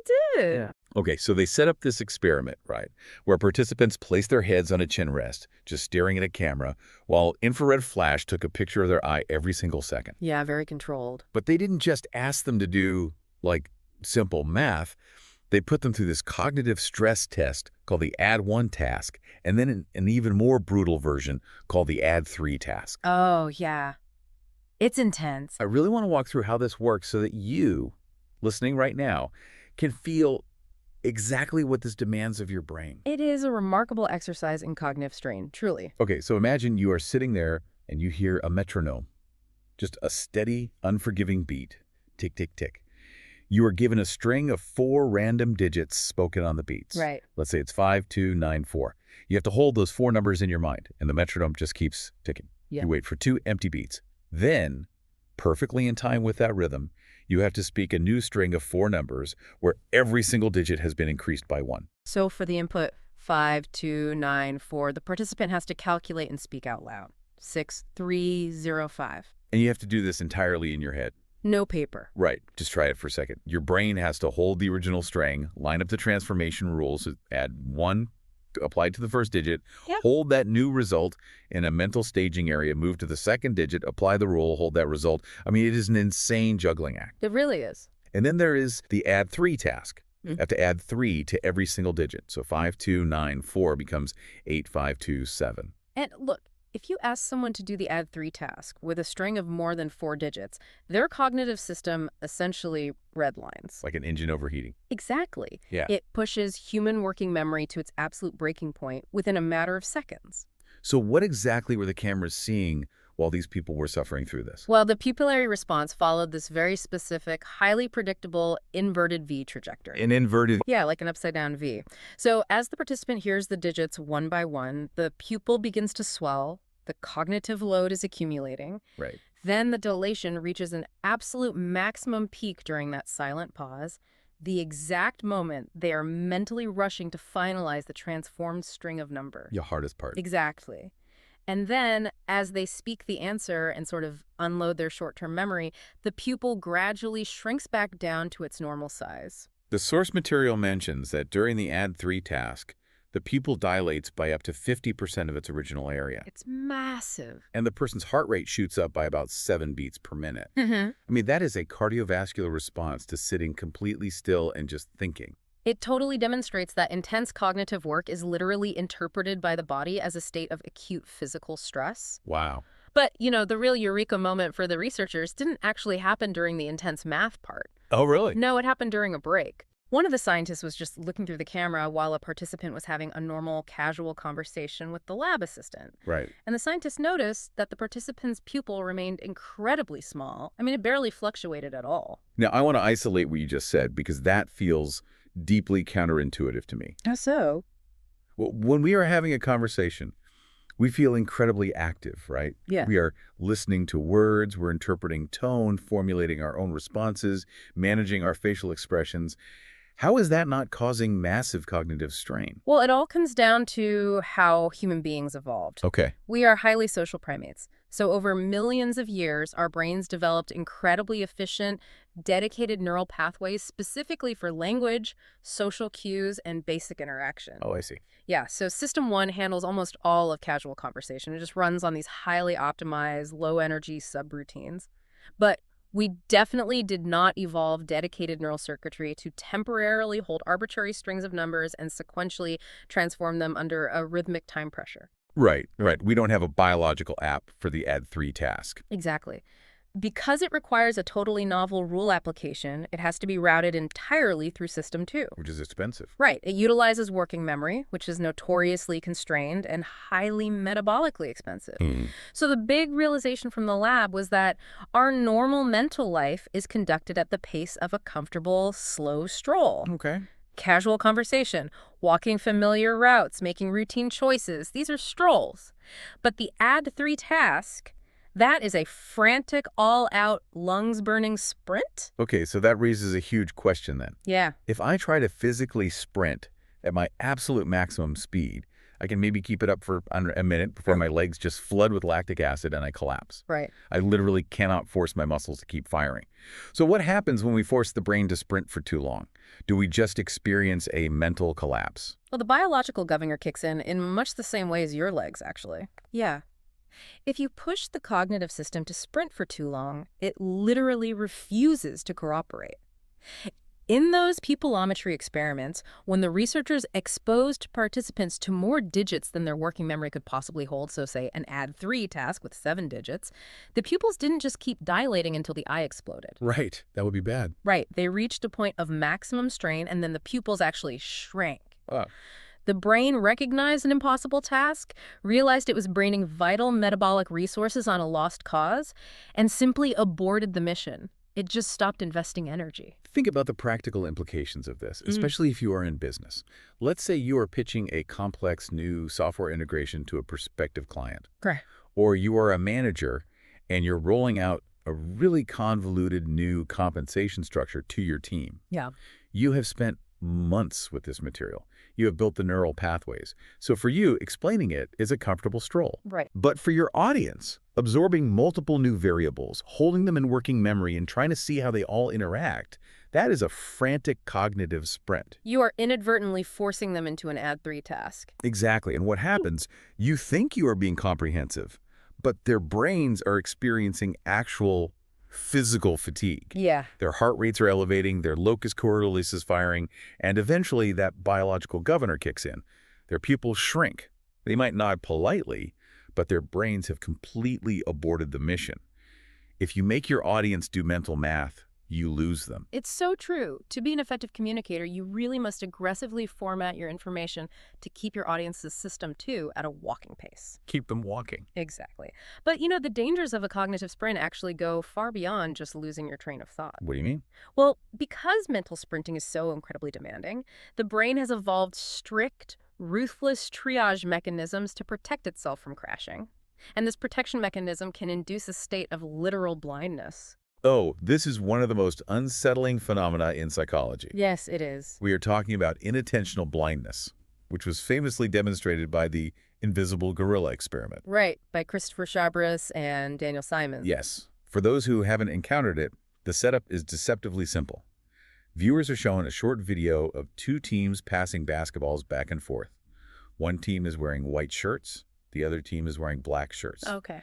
And the viewers are given a highly specific, very demanding System 2 instruction. They are told, count the exact number of passes made by the white team and completely ignore the black team. Right, and this requires intense executive control. Very intense. You have to constantly track moving objects, update a tally in your working memory, and actively inhibit your visual attention from tracking the high-contrast black shirts. Which is a lot of work. Yeah.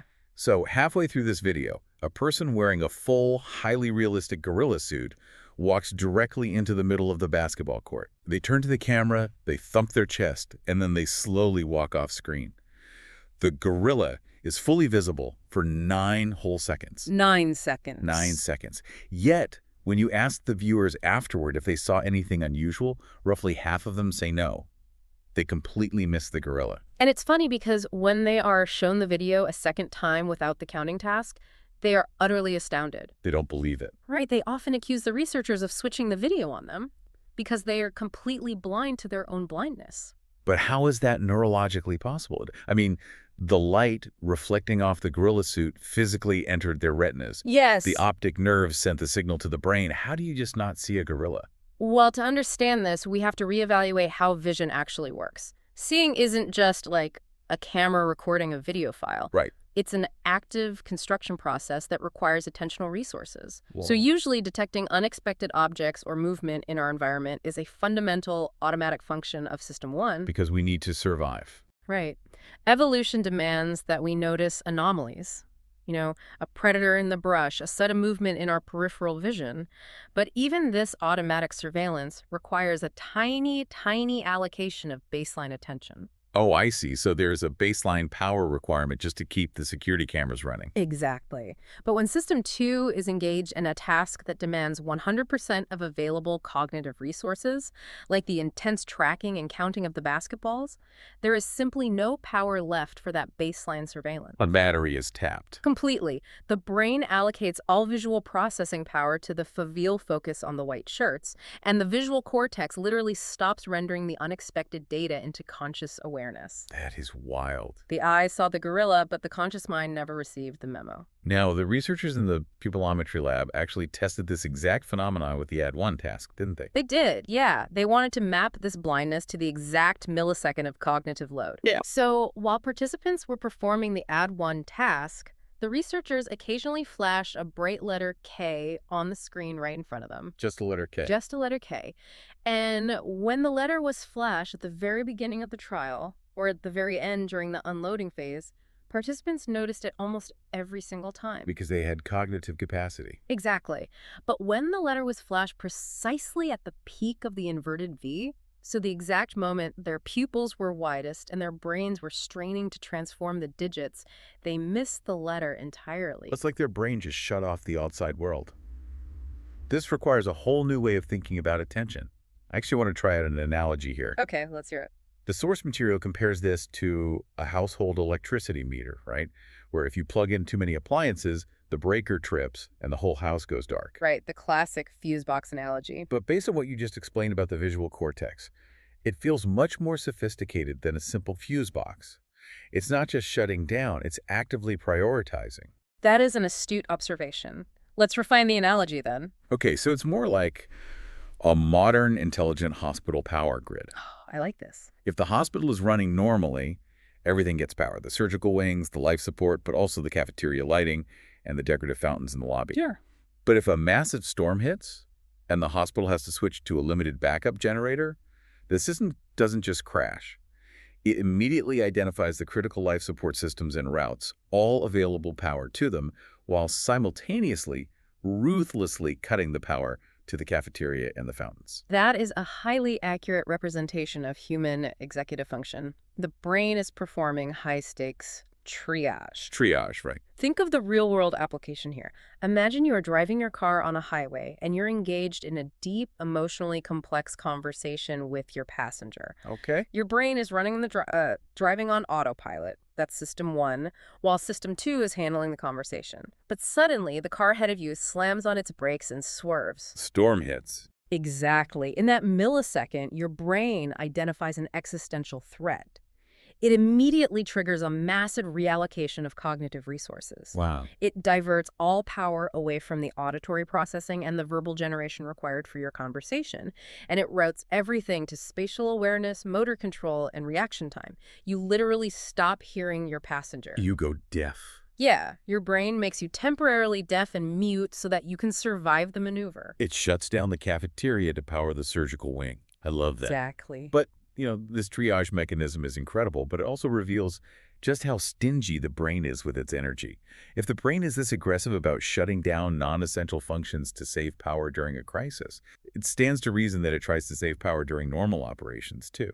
It absolutely does. And this brings us to a fundamental governing principle of human behavior, the law of least effort. Okay, the law of least effort. See, the brain represents about 2% of human body weight, but it consumes roughly 20% of our resting metabolic energy. Which is a huge disproportion. It is an incredibly expensive organ to run. Therefore, evolution has wired us to be cognitive misers. The law of least effort asserts that if there are several ways of achieving a goal, an organism will naturally, inevitably gravitate toward the course of action that demands the least amount of mental strain. So in the economy of human action, mental effort is treated as a literal cost. Yes. We view thinking hard the exact same way we view spending money. We don't want to do it unless the payoff is massively disproportionate to the expense. Laziness in this context isn't a moral failing. It is literally a biological survival mechanism. Precisely. We are wired to optimize for energy conservation. So if you are an entrepreneur, a product designer, or a marketer, the law of least effort is the single most important rule of human behavior you must respect. Absolutely. Think about user experience, or UX. If you design a website checkout process, an app interface, or like a sales funnel that requires high mental effort, you are declaring war on millions of years of human evolution. You are. If your customer has to hold information from page 1 in their working memory just to make sense of page 2, or if you force them to compare complex pricing tiers with multiple overlapping variables, their brain registers that cognitive strain as a high financial cost. And because of the law of least effort, their brain will simply trigger the abort sequence. They'll bounce. Yep. They will abandon your high-friction process and switch to a competitor whose interface allows System 1 to effortlessly glide through the purchase. In business, you really must operate under the assumption that your customer System 2 is inherently lazy, easily depleted, and just desperately looking for an excuse to shut down. But this creates a really fascinating paradox for me. Okay, what's that? If the brain naturally avoids effort at all costs, and if holding multiple ideas in working memory is so physically punishing, why are some difficult tasks so much harder than others? And more importantly, how do we explain the outliers? How do we explain people who do incredibly complex, high-strain work for hours on end without collapsing? That is a great question. To resolve that paradox, we first need to isolate exactly what it is that drains System 2 so rapidly. Okay. The research highlights that effort is not just about the volume of information, it is about the manipulation of information. The manipulation. Right. It's required whenever you must simultaneously maintain several ideas and memory that require separate, distinct actions. So just memorizing a phone number is mildly taxing, but rehearsing a grocery list while simultaneously trying to navigate a crowded supermarket aisle and calculate your budget in your head, that is heavily taxing. Exactly. System 2 is the only cognitive system capable of following novel rules, comparing objects across multiple attributes, and making deliberate choices. Okay. System 1 can give you an intuitive feeling. It can tell you that a job applicant seems friendly, right? But only System 2 can suppress that halo effect, evaluate their resume against specific criteria, and make a logical deduction. A huge part of this is what psychologists call adopting a task set. Yeah. This means programming your brain to obey an arbitrary rule that overrides your natural habits. Like if I hand you a page of a book and ask you to count every single time the letter "ik" appears, you have to fight your natural urge to just read the words. Right. You have to force a completely new set of software into your working memory. And that takes significant effort. But the single most draining cognitive operation of all is switching between task sets under time pressure. Ah, This is why the add 3 task is the ultimate torture device for the brain. You aren't just holding numbers, you are holding the original digit, you are holding the mathematical rule, you are executing the rule on a specific digit, and you are holding the transformed result, all while the metronome is ticking. it's exhausting just hearing it. You are rapidly shifting your executive focus between a holding state, a processing state, and a reporting state. And time pressure acts as a multiplier for cognitive strain, because working memory is highly volatile. It's like having a leaky bucket. That's a good way to put it. If you don't actively rehearse the information, it just evaporates in seconds. So you can't slow down to conserve energy. You have to rush to process the data before it disappears, which forces that physical sprint we talked about. Exactly. The most effortful forms of slow thinking are actually those that require you to think fast. But here's where I really have to push back on this model. Okay, pushback. If task switching and complex rule applications are inherently exhausting, what about flow states? Look at a computer programmer writing thousands of lines of code. Look at a jazz pianist improvising. Look at a Formula One driver navigating a track at 200 miles an hour while managing steering, braking, tire degradation, and radio communications. Right. They're juggling massive amounts of variables under extreme time pressure. But they don't look like they are suffering the physical agony of the add 3 task. They look completely absorbed. How does the brain tolerate that without shutting down? That is a crucial distinction, and it reveals a massive nuance in how mental energy is actually spent. It turns out that highly complex cognitive work is not always aversive. The psychologist Mihaly Csikszentmihalyi devoted his entire career to studying this exact phenomenon. Right. He interviewed artists, athletes, chess masters, and surgeons who reported engaging in intense, complex tasks for hours without feeling fatigue, and he named this state flow. Yes, being in the zone. I think most of us have felt that at least once, where you are so locked into a project that you forget to eat, you lose track of time, and the work just seems to pour out of you. Yeah, people describe flow as an optimal experience, a state of concentration so deep and effortless that they lose their sense of self and their awareness of passing time. But what is truly fascinating about flow, from a neurological perspective, is how it separates mental effort into two completely distinct categories. What do you mean by two categories? Think of mental effort as having two separate line items on the brain's budget. Okay. The first line item is the energy required to execute the task itself, so calculating the math, writing the code, steering the car.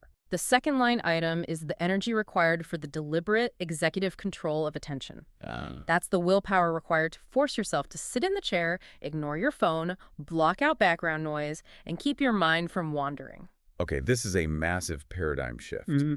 So doing the work costs energy, but simply forcing yourself to focus on the work costs a completely separate pool of energy. Exactly. And when you are in a state of flow, that second line item drops to zero. Wow. Maintaining focused attention requires absolutely no exertion of self-control. The activity itself is so intrinsically rewarding or perfectly matched to your skill level that it naturally captures and holds your attention. So you don't have to fight for it. Right. Because the brain doesn't have to spend any metabolic energy on the executive inhibition of distractions. All of that freed up energy can be routed directly into the cognitive execution of the task. That makes perfect sense. Yeah. The Formula One driver is doing incredibly complex processing, but they aren't spending an ounce of energy trying to pay attention to the track. The track demands their attention effortlessly. Yes. Contrast that with, like, me trying to read a dense legal document in a crowded coffee shop. I am spending 50% of my battery just fighting the urge to check my email and blocking out the conversation at the next table. Precisely. In flow, you are relieved of the burden of executive control. For leaders, managers, and organizational designers, this completely changes the definition of productivity. Your goal shouldn't just be to assign tasks and demand focus through brute willpower. Your goal must be to design environments where your team can actually slip into a flow state. Which is very hard to do. The modern open-plan office is an absolute disaster from a cognitive perspective. It is an environment engineered to maximize the cost of executive control. Seriously.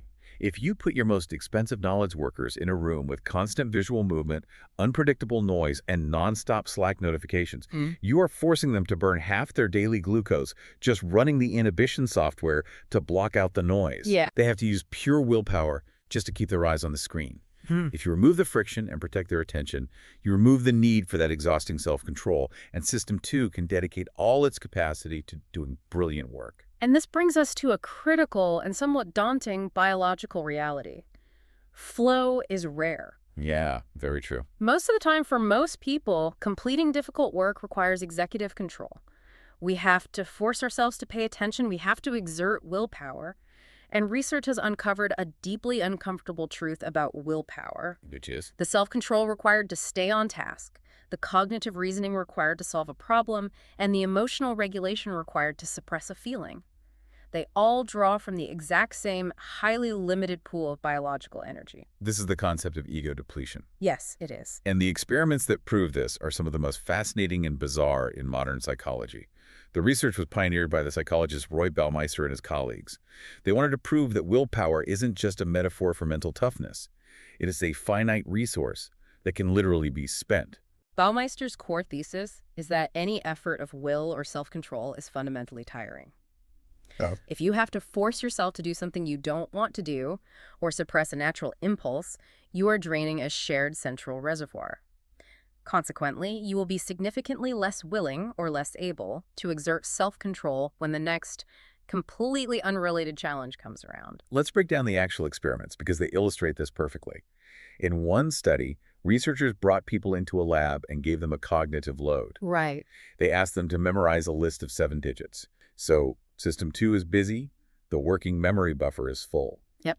Then they offer the participants a choice between 2 snacks, a decadent, highly caloric chocolate cake, or a virtuous, healthy fruit salad. And the results were striking. The participants who were actively holding the 7 digits in their mind were far more likely to choose the chocolate cake than a control group with an empty working memory. But why? Why does holding numbers make you crave cake? Is the brain just asking for calories? It's about the architecture of control. The desire for the sugary cake is generated automatically by System 1. The impulsive, emotional centers of the brain, like the amygdala and the striatum, always want the high-calorie reward. Right, because of evolution. Normally, the prefrontal cortex, the seat of System 2, steps in, exercises executive control, overrides the impulse, and says, no, we are on a diet, take the fruit. What? But the prefrontal cortex is also the exact same brain region responsible for holding those 7 digits in working memory. So the prefrontal cortex is too busy juggling the numbers to fight off the impulse. It's like the security guard is busy doing paperwork. Exactly, and the thief just walks right out the front door with the cake. That is an excellent way to conceptualize it. When System 2 is engaged, its grip on impulse control is loosened. But ego depletion goes beyond just simultaneous multitasking. It carries over sequentially, too. Yes, it does. In another famous, slightly cruel experiment, Baumeister brought hungry participants into a room that smelled like freshly baked chocolate chip cookies. Oh, that's just mean. On the table were 2 bowls, one with the warm cookies and one with raw radishes. Pure torture. Half the participants were told they could eat the cookies.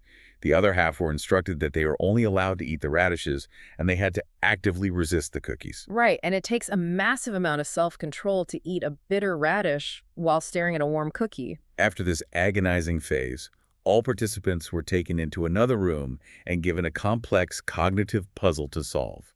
What they didn't know was that the puzzle was intentionally designed to be impossible. They just wanted to measure persistence. Exactly. They just wanted to measure how long they would persist before giving up. Let me guess. The people who got to eat the cookies kept working on the puzzle, but the radish eaters quit immediately. Exactly. The radish group gave up on the cognitive puzzle significantly faster. Their central reservoir of willpower had been drained by the act of resisting the cookies. Wow. When they faced the frustration of the impossible puzzle, they simply had no perseverance left in the tank. They were ego depleted. And it crosses over into emotional regulation and physical stamina, too. In another study, participants were instructed to watch a deeply emotional, highly depressing film. Right. They were given a strict instruction: suppress all outward emotional reactions, do not let your face show any sadness, keep a completely straight face. Suppressing a strong emotional response requires massive top-down executive control from System 2. Right. And immediately after suppressing their emotions, these participants were asked to squeeze a hand-grip dynamometer. Which measures grip strength. But more importantly, it measures physical stamina. Yeah. So how long you can withstand the burning pain of a sustained muscle contraction before you are forced to let go. And physical results were undeniable. The participants who had spent their mental energy stifling their tears succumbed to the physical pain of the hand grip much faster than the control group. That's incredible. The emotional effort directly reduced their physical ability to withstand discomfort. Resisting cookies, memorizing numbers, hiding your sadness, and enduring physical pain. They all draw from the exact same battery. The source material lists a whole catalog of things that deplete this battery. Deviating from a strict diet, overspending on impulsive purchases, reacting aggressively to a provocation, or simply making a series of difficult logical choices. But this leads to the most revolutionary part of Baumeister's work. He asked the logical next question. What exactly is this battery made of? Right. Is it real? Is ego depletion just a psychological construct, like a helpful metaphor? Or is there a physical, biochemical substrate being depleted? And he found a physical culprit. He did. The nervous system is a voracious consumer of metabolic energy. And effortful mental activity, particularly the executive control wielded by the prefrontal cortex, appears to be especially expensive in the currency of blood glucose. Blood sugar. Yes. When you are actively involved in difficult cognitive reasoning, or when you are white-knuckling your way through a task requiring intense self-control, your blood glucose levels measurably drop. It is directly analogous to a marathon runner drawing down the glycogen stored in their muscles. Now wait. I need to ask a clarifying question here because this can sound a bit reductive. Sure. If it's just about blood sugar, does that mean if I have a massive spreadsheet to build, I can just chug a 2-liter bottle of Mountain Dew and my brain will have infinite willpower for the next 72 hours? Well, no. There has to be a catch. If my brain literally ran out of glucose, wouldn't I fall into a coma? You are absolutely right to push back on that, and the biology is highly nuanced. It is not that your brain completely runs out of glucose to the point of structural failure. Your body tightly regulates blood sugar to prevent you from falling into a coma. Okay, good. Instead, what happens is a sophisticated conservation mechanism. The prefrontal cortex is a metabolic gas guzzler. When systemic glucose levels drop even slightly due to sustained mental effort, specialized sensors in the brain detect the declining trajectory. The brain sees the fuel gauge dropping. Exactly. And long before the tank is actually empty, the brain initiates a metabolic triage. It downregulates the most expensive, non-vital systems, namely the executive control functions of the prefrontal cortex, to ensure there is always enough baseline glucose for the brainstem to keep your heart beating and your lungs breathing. That is wild. So when you are ego depleted, your system 2 is effectively put into low power mode by your own biology. That makes so much more sense. It's a protective shutdown.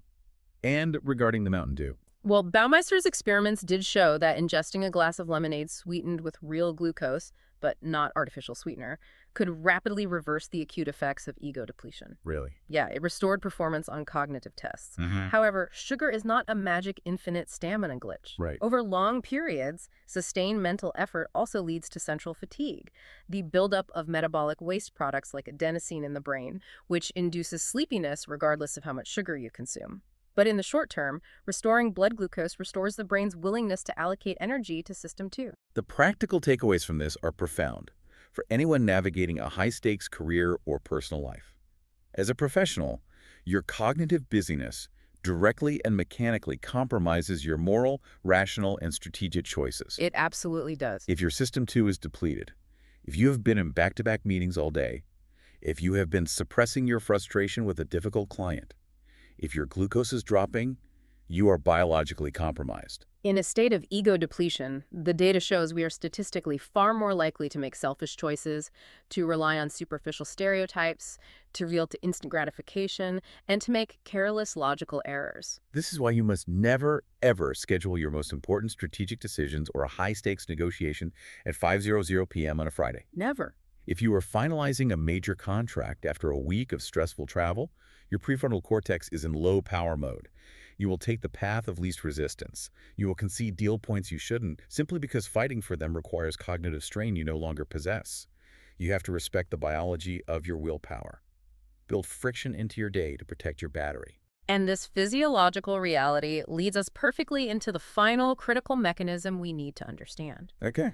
When our system 2 is depleted by a long day, or when it is simply acting in its natural evolutionary state of energy-saving laziness, it changes how we process truth. That's terrifying. A depleted or lazy system 2 stops verifying information. It simply defers to the fast, automatic, intuitive impressions generated by system 1. It rubber stamps whatever the autopilot suggests. Precisely. And when system 2 fails to check the work of system 1, it leads to profound, predictable errors in human logic. This is the concept of intellectual sloth. Yes. And to illustrate just how easily our lazy controller can be tricked, the research highlights a brilliant, famous puzzle created by the behavioral economist Shane Frederick. It is known as the bat and ball puzzle. A classic. I want everyone listening to play along right now. Listen to the premise and pay attention to the very first answer that pops into your head. Ready? Go for it. A bat and the ball cost $1.10 in total. The bat costs $1 more than the ball. How much does the ball cost? Now, for the vast majority of people, including, by the way, students at elite universities like Harvard, MIT, and Princeton, the number that immediately, intuitively springs to mind is 10 cents. It feels incredibly obvious. The total is $1.10, the bat is $1, the ball is 10 cents. Case closed. But if we force a deliberate pause, if we activate system 2 to expend just a tiny fraction of energy to check that intuitive answer, the mathematical error becomes glaringly obvious. Right. Because if the ball costs 10 cents and the bat costs exactly $1 more than the ball, then the bat costs $1.10. Which means the total cost of the bat and the ball together would be $1.20. Exactly. Which violates the core premise of the riddle. So the intuitive answer is wrong. The correct answer is 5 cents. If the ball is 5 cents and the bat is $1 more, the bat is $1.05. Together, they equal exactly $1.10. What is most revealing about Shane Frederick's puzzle is not the fact that people get it wrong. It is the neurological reason why they get it wrong. Why is that? The associative machinery of System 1 looks at the number $1.10, easily separates it into $1.10, and hands that plausible-sounding answer up to System 2. Anyone who answers 10 cents did not actively verify the math. They just accepted it. Their conscious mind endorsed an intuitive illusion without performing even a rudimentary arithmetic check. And the tragedy here is that the cost of checking is so incredibly low. We aren't asking them to do the agonizing add 3 task. No. We aren't asking them to hold 5 variables in working memory. We are asking them to do basic addition. 1 point is 0 plus point is 0. It requires perhaps 2 seconds of mental work, a barely perceptible dilation of the pupil, and they could have caught the mistake. But they didn't. They accepted the intuitive answer because it possessed cognitive ease. It felt right, and it required 0 effort to believe. Frederick used this puzzle, along with others, to study a central question about human cognition. How closely does the conscious System 2 monitor the suggestions of the automatic System 1? And the unavoidable conclusion is that human beings are, by default, ardent followers of the law of least effort. The people who answer 10 cents possess more than enough intellectual capacity to solve the problem. They simply lack the motivation to engage System 2. They suffer from intellectual sloth. Which brings up a slightly terrifying question. Are we just doomed? Doomed. Yeah, I mean, if the brain is biologically wired to be this lazy, are some people just born with a weak System 2 and destined to fall for intuitive traps forever? Is our capacity for executive control a fixed trait? Or can we train this lazy controller to wake up and be more vigilant? That is perhaps the most optimistic part of the research, actually. Cognitive control is not entirely fixed. Oh, good. The text explores fascinating studies, including one from researchers at the University of Oregon, that suggest executive attention can be actively trained. They conducted an experiment with young children, aged 4 to 6. Over the course of several weeks, these children were placed in a lab and had them play custom-designed computer games that specifically demanded intense executive control and focused attention. One of the games sounds like an incredibly frustrating arcade game. The children had to use a joystick to control a cartoon cat on the screen. The objective was to steer the cat into grassy areas while actively avoiding muddy areas. Right. But the game continuously adapted to their performance.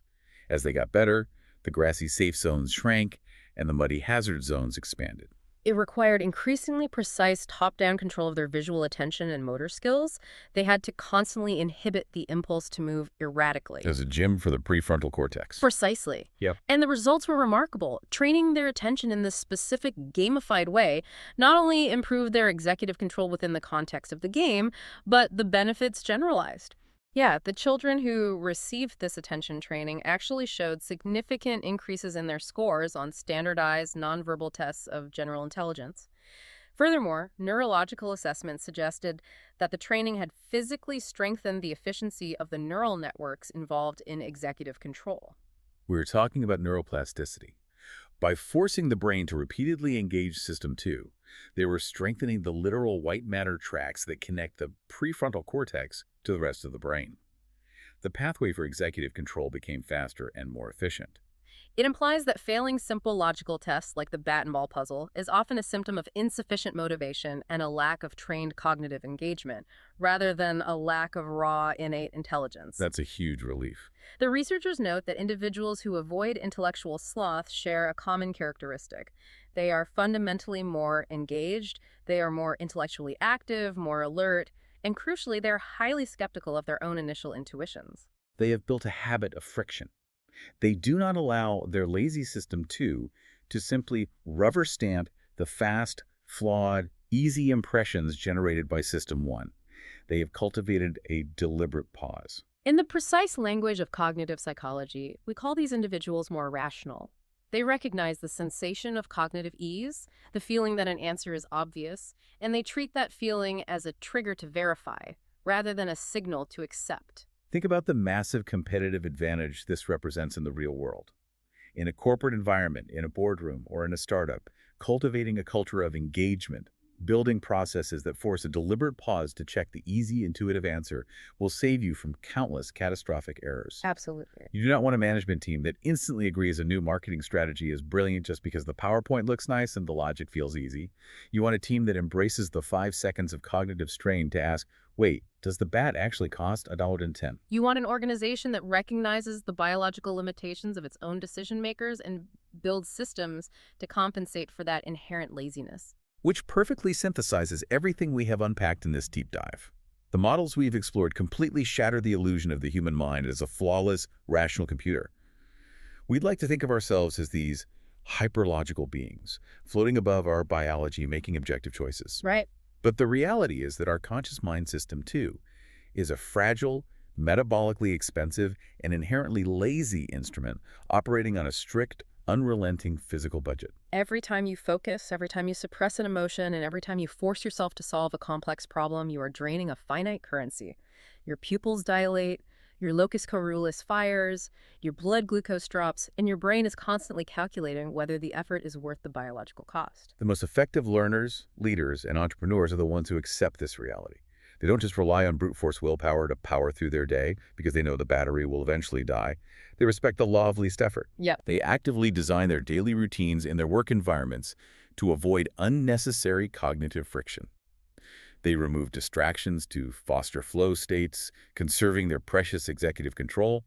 And most importantly, they know exactly when the stakes are high enough that they must force their lazy controller to wake up, expend the glucose, and check the math. They manage the battery, and they train the controller. But this leaves us with one final, deeply unsettling mystery. Now that you understand how fiercely your brain protects its limited energy and how desperate it is to avoid the strain of System 2 verification, you have to wonder, What's that? how does your lazy mind actually decide what is true when it refuses to spend the energy to fact-check? The answer to that question reveals a strange and highly exploitable vulnerability in human psychology. There is a mechanism that makes familiar things feel undeniably true, simply because they are easy for the brain to process. It is a phenomenon where repetition and font size can literally manipulate your perception of reality. We will uncover the secrets of cognitive ease, the illusions of truth, and how your brain is constantly being hacked by the feeling of familiarity in our next deep dive. Have you ever wondered why, at 9 in the morning, you can just effortlessly dissect this completely convoluted supply chain issue, right? But then by 5:30 in the evening, you're impulsively ordering a massive pizza and just snapping at your lead developer over a minor typo. Yeah, you start the day feeling like this strategic visionary, and then you end it behaving like, well, an impatient toddler. Exactly. And I mean, it's so frustrating. But the core message of this deep dive today is that this is not a personal failing. It is a biological inevitability. Right, it really is. So today we're jumping straight into Daniel Kahneman's research on what he calls the lazy controller. We're going to figure out why your analytical mind is fundamentally lazy, how willpower is an actual physically exhaustible resource, and And why hiring the person with the absolute highest IQ in the room will not save you from making, profoundly irrational business decisions. yes, exactly. So for anyone listening right now, if you manage a team, if you run a company, or even if you just have to make high-stakes choices under pressure, understanding this mechanism is totally non-negotiable. It exposes the hidden physiological limits of how we process information. It completely reorients how we view our own competence. Yeah. Because, we operate under this persistent, flattering illusion that our minds are just these infinite, perfectly logical processors. Oh, for sure. We think we're computers. Right. We assume that as long as we're awake, we can summon our highest analytical capabilities on demand, like regardless of the time of day or the cognitive load we've already endured. But Kahneman's work forces us to confront the fact that the brain is a physical organ. It is governed by severe, unyielding energy constraints. Yeah, and to understand why our decision-making degrades so predictably, we really have to examine the architecture of human thought. Specifically, this dynamic between what psychologists call System 1 and System 2. Okay, so before we look at how the brain fails, we need to map out that architecture for you, the listener, because in this framework, we're basically dealing with two separate operating systems running in the brain. Yeah, that's a good way to put it. So System 1 is the fast, automatic, intuitive machine. It's highly associative, and it operates entirely in the background. With like zero sense of voluntary control. Zero. So Okay. it's the part of you that instantly reads the frustration on a client's face or automatically knows that 2 plus 2 is 4. You don't have to try to use System 1. It just happens to you. It's just always running. Okay, and then we have system 2. Right. System 2 is the conscious, reasoning self. It is slow, deliberate, and highly analytical. So when you think of yourself, like your identity, your beliefs, your careful choices, you are identifying with System 2.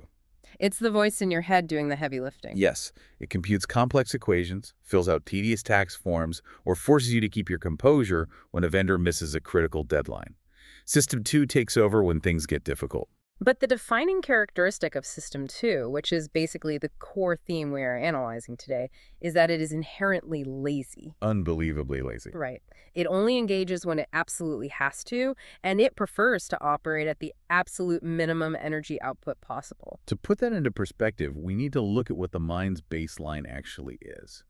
Like, if System 2 is inherently lazy, what does it look like when it's just coasting? Well, Kahneman uses this analogy of walking that I think just perfectly illustrates the physical reality of cognitive load. Think about going for a casual stroll. Yeah, at a pace of maybe, 17 minutes per mile? Exactly. You're moving, you're expending a small amount of physical energy to stay upright and put one foot in front of the other, but there's no real strain. Your heart rate is stable.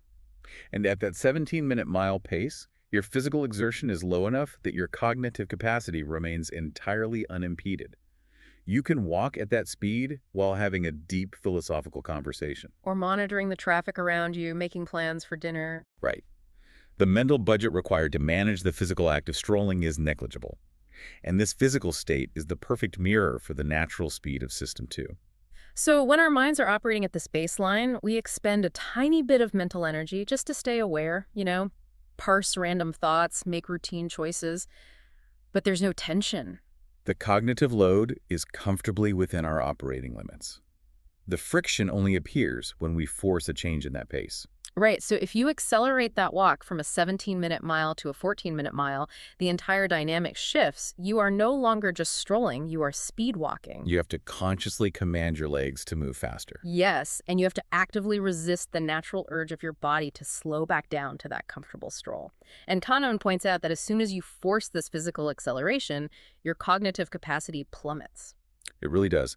If I ask you to compute a complex math problem or map out a nuanced business strategy while you're speed walking, you'll struggle to string a coherent sentence together. You literally can't do it. No, because the deterioration of your thought process in that moment is a direct result of resource allocation. At that faster physical pace, your attention is increasingly commandeered by the sheer act of walking. Right, maintaining the speed eats up the budget. Exactly. The mental budget required to maintain the fast physical pace cannibalizes the mental budget required for deliberate thought. The profound neurological insight here is that physical self-control and deliberate thought draw on the exact same limited budget. Which is wild. The brain does not have separate batteries for physical endurance, emotional regulation, and cognitive processing. Nope. It is all pulling from one central, highly constrained power source.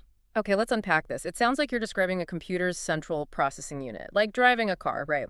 Cruising on the highway at 65 miles per hour takes almost zero active thought. Right. It's like running a basic word processor. The CPU is barely engaged. Yeah, you stay in your lane, listen to an audiobook, maybe eat a snack. You are moving fast physically, but cognitively, you're at that 17-minute stroll.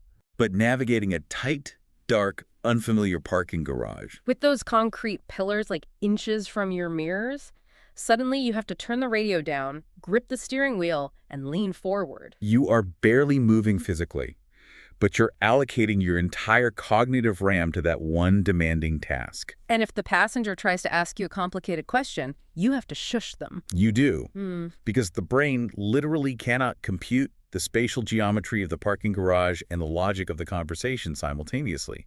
Turning down the radio is the ultimate behavioral tell. Right. It's a physical manifestation of the brain realizing it has reached its absolute capacity for effort. You're shutting down peripheral sensory inputs to route all available power to the visual processing centers. System 2 requires exclusive access to your attention when the task is demanding. It just cannot multitask. Any attempt to split that highly engaged attention results in immediate performance degradation across everything. Okay, I understand the constraint, but I have to push back a little here. I have to challenge the idea that all intense mental effort inevitably leads to this kind of agonizing depletion. How so? Well, we all know people, or we've experienced it ourselves, who engage in highly demanding cognitive tasks for hours without feeling that friction. Right. Like an entrepreneur might spend 10 straight hours writing code, or an architect might spend an entire night drafting blueprints, and they emerge energized, not depleted. If every exertion of System 2 drains the battery, how do we explain states where hard work doesn't feel draining? That is a crucial distinction, and it leads us directly into the research of psychologist Mihaly Csikszentmihalyi. He spent decades studying this optimal cognitive state he defined as flow. The classic in-the-zone phenomenon. Exactly. Flow is an anomaly in the energy management framework we're discussing. It's a state of effortless concentration so deep that individuals lose their sense of time, their awareness of their physical surroundings, and even the internal chatter of their own ego. The task is undeniably difficult, like riding a motorcycle at 150 miles per hour or playing competitive chess, yet the execution feels completely frictionless. The mechanism of flow provides a brilliant contrast to normal cognitive exertion, because in a normal state of hard work, you're actually spending energy on two separate fronts. Okay, what are the two fronts? First, you're spending energy on the task itself, doing the math, writing the report, whatever. Second, and crucially, you're spending a massive amount of energy on self-control. Ah, resisting distraction. Yes, you are constantly forcing yourself not to check your email, not to look out the window, not to think about your weekend plans. You're actively fighting the urge to abandon the difficult task. So in a normal workday, half of my mental RAM is just running a background program called Don't Be Distracted. Precisely. But in a flow state, the structural dynamics of the task make the activities so intrinsically absorbing that the temptation to do anything else simply evaporates. Usually because there's a perfect balance between challenge and skill, right? Right, combined with immediate feedback. Because the distraction vanishes, the need for self-control vanishes with it. You no longer have to exert willpower to stay on task. Wow. So that frees up massive amounts of cognitive resources. And those resources can be redirected entirely into the computation of the task itself. Flow neatly uncouples the concentration required for the work from the self-control usually required to maintain it. For you listening, whether you're managing a team or designing your own workflow, the practical takeaway here is profound. The traditional business mindset is to view productivity as a function of raw willpower. Just grit your teeth and push through. Right. But Kahneman and Csikszentmihalyi are showing us that brute forcing your way through a difficult task is a biologically flawed strategy. Your self-control battery will inevitably run dry. The strategic approach is to engineer your environment and select your tasks to facilitate flow. You want to eliminate the environmental friction. Turn off the notifications, fix the open plan office interruptions so that your limited cognitive energy goes into the work, not into the exhausting act of resisting distraction. Productivity really must be viewed through the lens of energy management, not just time management. Because the reality of professional life is that we cannot always operate in a flow state. Obviously, we are frequently forced to do things that are tedious or emotionally taxing. We have to audit spreadsheets, sit through compliance Or training. negotiate with hostile partners. And when we're forced to apply cognitive effort without the protective bubble of flow, we run face first into the natural laziness of System 2. Which brings us back to the baseline. System 2 follows the law of least effort. Always. If there are multiple ways to solve a problem, the brain will inevitably gravitate toward the pathway that demands the lowest cognitive expenditure. So when we force System 2 to act against its natural inclination, when we force it to pay attention to a boring spreadsheet or suppress our temper during a tense meeting, it tires out. And this phenomenon of cognitive exhaustion is extensively documented by the psychologist Roy Baumeister. He coined the term ego depletion. Ego depletion. Yes. Baumeister's research demonstrated that the exertion of willpower in one area directly compromises your ability to exert willpower in a completely unrelated area shortly after. So self-control is not a boundless character trait. Not at all. It is a finite resource that physically depletes with use. If I have multiple heavy applications open on my computer, say, I'm trying to remember a complex set of instructions while also trying to ignore a frustrating noise in the background, my overall operating system slows down. And if you then try to open a third application, the system crashes. Exactly. I want to look at how Baumeister actually proved this cross-contamination of effort, because the experiments are incredibly revealing about how fragile our self-control really is. Let's talk about the simultaneous task experiments first. They beautifully illustrate how loading the working memory cripples impulse control. So in one classic setup, researchers asked participants to memorize a complex 7-digit number. Okay, so that's a decent cognitive load. Right. They had to hold it in their active memory for a period of time. This specific task forces System 2 into a high state of continuous engagement. While they're mentally juggling these digits, the researchers offer them a choice of a snack. A trap. A total trap. They can choose a rich, highly caloric chocolate cake or a healthy, virtuous fruit salad. And without the cognitive load, most people, knowing they're in a study and wanting to appear health conscious, would probably opt for the fruit. Under normal circumstances, yes. The conscious, long-term planning apparatus of System 2 would intervene and direct them to the healthy choice. But the data showed that the individuals tasked with remembering the 7 digits were significantly more likely to choose the chocolate cake. Oh, wow. So a busy System 2 gives System 1 a sweet tooth. That's exactly what happens. Yeah. System 1, the automatic, impulsive, pleasure-seeking part of the brain, wants the immediate gratification of the sugar. Normally, System 2 acts as the parent, overriding that impulse. But because the parent's processing power was entirely consumed by the effort of holding the numbers in working memory, the override failed. System 1 grabbed the cake before System 2 could stop it. That is a terrifying dynamic for any knowledge worker listening to this. It implies that if I am sitting in a high-stakes strategy meeting, actively holding a dozen financial figures and market variables in my head, my systemic impulse control is functionally offline. You are highly susceptible to whatever temptation or emotional trigger is placed in front of you, yes. Because the part of my brain responsible for long-term restraint is busy doing math. And the vulnerability extends far beyond simultaneous tasks. Baumeister also explored successive tasks, situations where you exert effort in one domain and then face a challenge in a completely different domain immediately afterward. Okay, what did that look like? In one of the most striking experiments, researchers showed participants a stirring, highly emotionally charged film. They gave them a single, difficult instruction: stifle your emotional reactions. Wow. Do not let your face show any evidence of what you are feeling. I can imagine the internal friction there.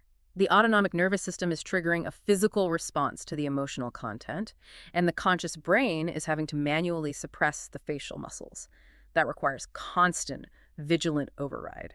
And the effort of that continuous suppression rapidly drains the cognitive battery.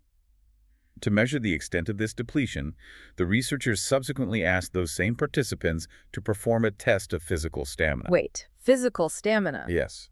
They were instructed to squeeze a dynamometer hand grip and maintain the tension for as long as possible, fighting through the inevitable buildup of lactic acid and muscle discomfort. Here's where it gets really interesting. Let me predict the outcome here. Go for it. The group that was allowed to express their emotions normally during the film had a baseline level of physical endurance. But the group that had to spend their mental energy suppressing their facial expressions gave up on the hand grip significantly faster. The drop in physical endurance was substantial. That is wild. The emotional effort of hiding feelings actively degraded their nervous system's ability to tolerate physical pain minutes later. Yes, the willpower required to ignore the burning sensation in their forearm muscles had already been spent on suppressing the micro-expressions on their face. This proves that cognitive control, emotional regulation, and physical endurance are not running on separate domain-specific batteries. They are drawing from the exact same shared pool of energy. Exactly. Think about the practical reality of this for a moment. If you spend your morning biting your tongue during a contentious call with a difficult client, you're not just psychologically fatigued, you are systematically depleting the physical resilience you will need later in the day. Your tolerance for ambiguity drops. Your willingness to push through a complex data analysis evaporates. You are literally wearing down your capacity to function at a high level. And there's another study Kahneman references, the radish experiment, that takes this concept of depletion to its logical, almost cruel conclusion. Oh, the radish experiment is the quintessential demonstration of ego depletion. So, researchers brought participants into a room that had been deliberately filled with the scent of freshly baked chocolate chip cookies. Okay, immediately that's unfair. On the table sat a plate of the warm cookies, some rich chocolates, and a bowl of radishes. Radishes. Uh-huh. The participants were divided into two groups. The control group was told they were free to eat the cookies and chocolates. The experimental group was given a brutal constraint. They were instructed to eat only the radishes and were explicitly forbidden from touching the sweets. So you're forcing the experimental group to sit in an environment saturated with sensory cues for high-calorie sugar and demanding they consume a bitter root vegetable instead. Exactly. The amount of top-down cognitive control required to continuously resist the smell and sight of the cookies is massive. It's an environment engineered to maximize the rapid drain of self-control. After this dietary phase, the researchers moved all participants into a second phase, framing it as an unrelated test of cognitive persistence. They gave everyone a complex puzzle to solve. Let me guess. The puzzle was rigged. Totally. Crucially, the puzzle was actually unsolvable. The researchers simply wanted to measure how long the participants would persist before succumbing to frustration and giving up. Right. So the people who got to indulge in the cookies hadn't expended any willpower. Their System 2 battery was full, so they likely worked on the puzzle for a standard, respectable amount of time before throwing in the towel. That's right. But the radish eaters had already burned through their cognitive reserves just fighting off the temptation of the chocolate. They had nothing left in the tank to handle the frustration of the puzzle. They must have quit almost immediately. The radish eaters gave up significantly earlier than the control group. Their ego was entirely depleted. They lacked the cognitive stamina to persevere through a frustrating, ambiguous task. Because ego depletion is not just about being cognitively busy, it's an actual, measurable loss of motivation. Exactly. When System 2 is depleted, it does not just perform worse, it actively seeks to quit. It defaults to the easiest, most passive course of action available. To synthesize this for you, the listener, we have to recognize how this impacts daily operations. Ego depletion means that sitting through 3 hours of tedious, poorly designed compliance training makes a manager statistically more likely to snap at their assistant later that afternoon. Or approve a flawed budget proposal simply because analyzing it properly requires effort they no longer possess. You have to treat your willpower as a rapidly depleting bank account.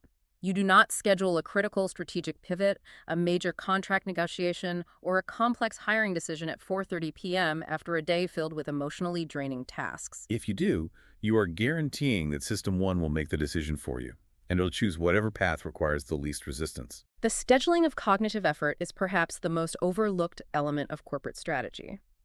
If you place your highest leverage decisions at the end of a depleting sequence of events, you are systematically undermining the quality of those decisions. Absolutely. But this leads to a natural follow-up question. If my mental RAM is genuinely maxing out, and my ability to control my impulses is draining like a battery, there has to be a physical equivalent. What do you mean? Well, we can't just be talking about a psychological mood ring or a metaphor for feeling tired. If my willpower is a depleting bank account, what is the actual biological currency being spent? What is the physical reality to this? It is a physical fuel, and its consumption is entirely measurable. The biological currency of willpower is glucose, blood sugar. Yes. The human nervous system, despite accounting for only a tiny fraction of our overall body weight, consumes a vastly disproportionate amount of our circulating glucose. When you are passively sitting and observing, the baseline consumption is stable. But when you force System 2 to engage in difficult cognitive reasoning, or when you actively suppress an impulse, the glucose levels in your blood demonstrably drop. Wait, so thinking hard actually burns sugar the same way sprinting down a track burns sugar? Precisely. The brain is metabolizing the glucose to power the electrical impulses required for top-down control.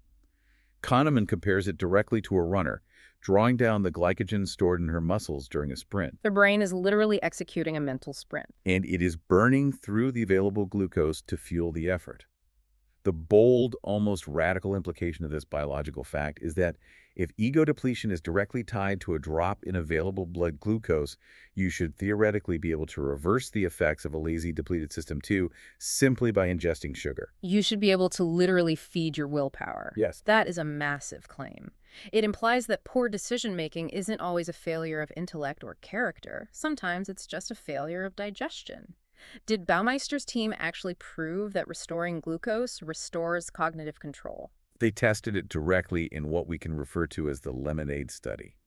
And the methodology is brilliant. Tell me about it. They brought volunteers into a lab and subjected them to a task explicitly designed to trigger severe ego depletion. The participants watched a short, silent video of a woman being interviewed and were asked to carefully interpret her body language. Sounds easy enough. Well, while the film played, a series of distracting words flashed across the bottom of the screen. The participants were strictly instructed to ignore the flashing words and maintain their focus entirely on the woman's face. Ah, okay. That is a variation of a Stroop task. Humans have an involuntary, highly ingrained reflex to read words when they appear in our visual field. Reading is an automatic System 1 function. So the researchers are forcing the participants to use System 2 to continuously suppress that automatic reflex. That is a massive, sustained cognitive load. By the end of the video, their willpower batteries should be flashing red. They were deeply depleted. Immediately following this exhausting task, the researchers provided all the participants with a glass of lemonade. Okay. But they introduced a critical variable. Half the participants received lemonade sweetened with real sugar, providing an immediate biological infusion of glucose into the bloodstream. And the other half? The other half received lemonade sweetened with Splenda, an artificial sweetener that perfectly mimics the psychological experience of drinking a sweet treat, but provides absolutely zero actual glucose. I see the genius of the control group. If the Splenda group recovers their willpower, then the recovery is just a psychological placebo effect, the comfort of a sweet drink. But if only the real sugar group recovers, it proves that willpower requires a biological mechanism. Exactly. After a brief period to allow the glucose to reach the brain, all participants were subjected to a second cognitive test. This test was specifically designed to trigger intuitive errors. So problems that offer an obvious, highly tempting, but mathematically incorrect answer. Right. To get the correct answer, you have to override the intuitive impulse and do the actual work. As the researchers hypothesized, the group that drank the Splenda exhibited the classic symptoms of severe ego depletion. They fell for the traps. They fell for them. Their depleted System 2 lacked the energy to check the impulsive answers generated by System 1. So let me guess.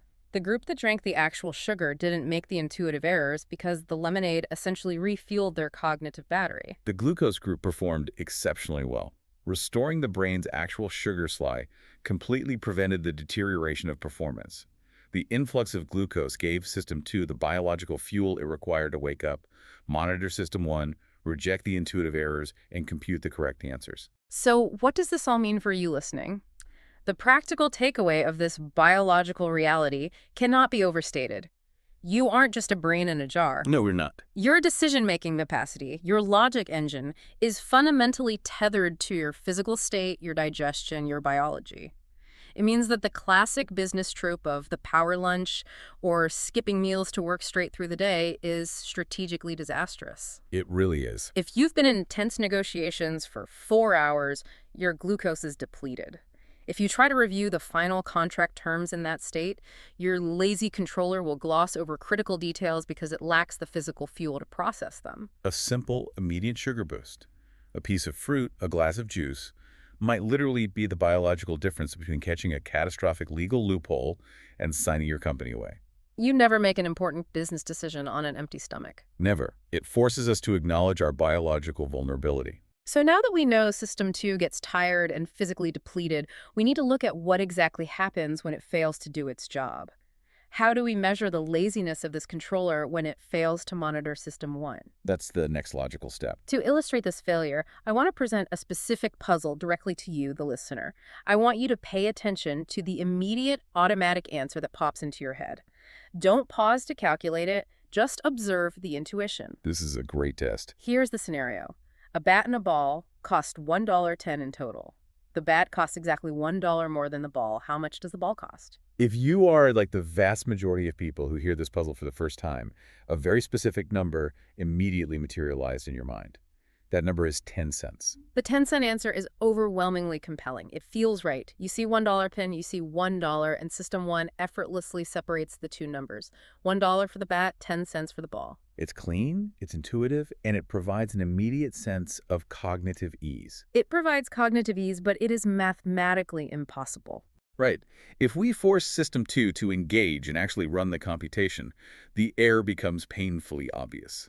If the ball costs 10 cents and the bat costs $1 more than the ball, then the bat must cost $1.10. Add the $1.10 to the 10-cent ball, and your total cost is $1.20. The correct answer is 5 cents. Yes. If the ball is 5 cents, the bat is $1 more, making it $1.05. Add $1.05 and 5 cents, and you get the $1.10 total. The math itself is elementary school level. It's incredibly basic addition. But the fascinating part isn't the math. It's the fact that our brains endorse the wrong answer so confidently. This puzzle is the cornerstone of research by Shane Frederick, who used it to study the monitoring function of System 2. The critical insight here is that getting the bat and ball problem wrong does not indicate a lack of mathematical ability. No, it means your checking mechanism failed. Exactly. The failure is entirely one of executive control.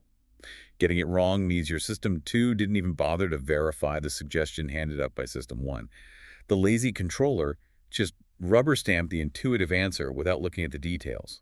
A few seconds of mental effort with slightly tensed muscles and dilated pupils would have revealed the error, but the mind defaulted to the law of least effort. Okay, I have to play devil's advocate here. I don't buy that people are just naturally that gullible when it actually matters. Really? I get that the math seems right at first glance, and in the context of a quick survey, people just blurt out the first thing that comes to mind because they're busy. But if I'm a manager and my quarterly bonus is tied to getting the math right, or if I'm a venture capitalist looking at a cap table, I'm not blurting out 10 cents. I'm slowing down, getting a calculator, and checking my work. That's fair. Context and stakes certainly influence how much energy we're willing to deploy. If the stakes are life and death, System 2 will engage. So isn't the high failure rate on this puzzle just a byproduct of a low-stakes psychological study where people just want to get out of the lab? It's a valid point, but Frederick's data reveals a much deeper, more insidious vulnerability. The individuals who confidently answered 10 cents didn't just fail to compute the math, they failed to process the environmental context. They missed a glaring, massive social cue. What cue? Think about the basic premise of participating in a psychological study at a major university. Why would a researcher go through the extensive trouble of administering a cognitive test just to ask a question, with an answer as blatantly obvious as 10 cents? Oh, that is a phenomenal point. A fully engaged System 2 shouldn't just check the math. It should analyze the situation. It should immediately flag the context and say, wait, this is a puzzle, it's a trick. It cannot possibly be as easy as 10 cents. I need to look closer. The failure to recognize that contextual cue proves that our default state is not skepticism. Our default state is gullibility toward our own intuitions. When an answer feels cognitively smooth, when it requires no effort to generate, System 2 assumes it must be true. We actively seek to avoid the physical effort required to engage analytical thought. Without external friction forcing us to wake up, we comfortably accept plausible lies generated by System 1. As an entrepreneur or a manager, you cannot trust the first plausible answer that comes to your mind, especially if it feels easy or perfectly aligns with what you already want to believe. You really can't. If your marketing team pitches a new strategy and your immediate gut reaction is, yes, that's brilliant, let's execute, your lazy controller might be asleep at the wheel. The pitch just felt smooth. You have to actively build friction into your operational workflow. You cannot rely on your own spontaneous willpower to check the math of your business plans. Designing friction is the ultimate defense against the lazy controller. So what does that look like in practice? You need mandatory checklists that must be completed before a wire transfer is approved. You need forced cooling off periods, like a mandatory 24-hour wait before signing major contracts. Or designating a formal devil's advocate in critical meetings whose explicit job is to aggressively dismantle the consensus view. Yes, you have to manufacture procedural difficulty so that the collective system, too, of your organization is forced to engage and verify the intuitive leaps of System 1. This brings up a fascinating structural question about how we evaluate human capital. If failing the bat and ball problem is a failure of checking, not a failure of processing power, then does that mean standard intelligence tests are measuring the wrong thing? It implies exactly that. We usually equate a high IQ with good decision-making, but this shows someone could be a literal mathematical genius and still blur out 10 cents because they are cognitively lazy. Are we conflating two completely different mental attributes? We absolutely are. And this distinction is the focus of groundbreaking work by researchers Keith Standovich and Richard West. They argue that the mind is actually split even further. They propose that we must strictly separate the concept of intelligence from the concept of rationality. In everyday language, we use those terms interchangeably. We do, but neurologically, they represent entirely different functions of the mind. How does Stanovich break down the architecture to separate them? Stanovich divides the effortful system into two distinct components, the algorithmic mind and the reflective mind. Okay, what's the algorithmic mind? The algorithmic mind represents your raw computational power. It dictates your processing speed, your working memory capacity, and your ability to execute complex rules efficiently. It is the clock speed and the RAM of your mental computer. And this is exclusively what standard IQ tests measure. Exactly. If you have a highly capable algorithmic mind, you can hold multiple complex variables in your head and solve difficult problems rapidly. So raw intelligence is just the horsepower of the engine. What does the reflective mind do? The reflective mind is the supervisor. It is the executive control system that decides when to turn the engine on. It is responsible for skepticism, for self-criticism, and for the rigorous checking of intuitions. So a failure of the reflective mind is a failure of rationality. Yes. It is an unwillingness to invest the effort required to verify assumptions. The terrifying reality for hiring managers is that a person can possess a massively powerful algorithmic mind scoring off the charts on an IQ test, while simultaneously possessing a weak, lazy, reflective mind. That explains so many catastrophic corporate failures. You can hire a team of absolute geniuses, but if their reflective minds are lazy, they will still make terrible, irrational decisions. In fact, it might be worse, because their fast System 1 generates a biased, intuitive assumption, and instead of checking it, their lazy, reflective mind just deploys their massive algorithmic power to build a highly complex, sophisticated rationalization for why their bad idea is actually brilliant. Oh man, they use their intelligence to defend their irrationality. That is dangerous. Very dangerous. To isolate and measure this reflective capacity, Shane Frederick developed the Cognitive Reflection Test, or the CRT. It consists of the bat and ball problem alongside a few similar puzzles that intentionally invite a compelling but incorrect intuitive answer. And what did the results show? Frederick administered the CRT to thousands of students, including those at elite universities. And the results revealed that students who score low on the CRT, meaning they rely heavily on unchecked intuition, despite having high algorithmic intelligence, share distinct observable behavioral traits. What kind of personalities or traits correlate with a lazy, reflective mind? Impulsivity and a profound demand for immediate gratification. Frederick asked the participants questions designed to measure their time preference. A light. For instance, he offered them a choice. Would you prefer to receive a guaranteed $3,400 payout today or a $3,800 payout if you wait exactly 1 month? From a purely mathematical, algorithmic standpoint, the choice is obvious. Earning $400 on a $3,400 base in 30 days is a staggering, massive annualized return on investment. You would be fiscally irresponsible not to wait. And yet, an astonishing 63% of the intuitive respondents, the ones who failed to check their math on the bat and ball problem, chose the $3,400 payout today. 63%. Yes. They simply could not tolerate the delay. Furthermore, these same individuals indicated they were willing to pay twice as much for the overnight delivery of a book compared to the individuals who solved the CRT puzzles correctly. They demand immediate satisfaction. Right. Their associative system 1 demands it, and their reflective system 2 is too weak or too lazy to enforce the long-term optimal choice. It paints a picture of a mind that is entirely captive to the present moment. Is this failure of the reflective mind a learned habit, or is it fundamentally embedded early on? To show how deeply embedded this is, the evidence suggests it exists from early development.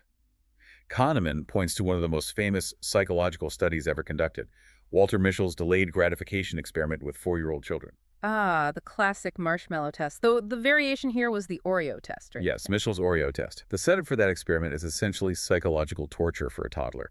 You take a 4-year-old, place them in an empty room, and put a single Oreo cookie on the table in front of them next to a bell. The instructions are excruciatingly simple, but demand immense executive control. The researcher basically says, I have to leave the room. If you ring the bell, I will come back immediately, and you can eat the Oreo right now. But if you do not ring the bell, and you wait 15 minutes for me to return on my own, you will receive 2 Oreos. 15 minutes is an absolute eternity for a child whose prefrontal cortex is barely developed. They are staring at the concentrated sugar.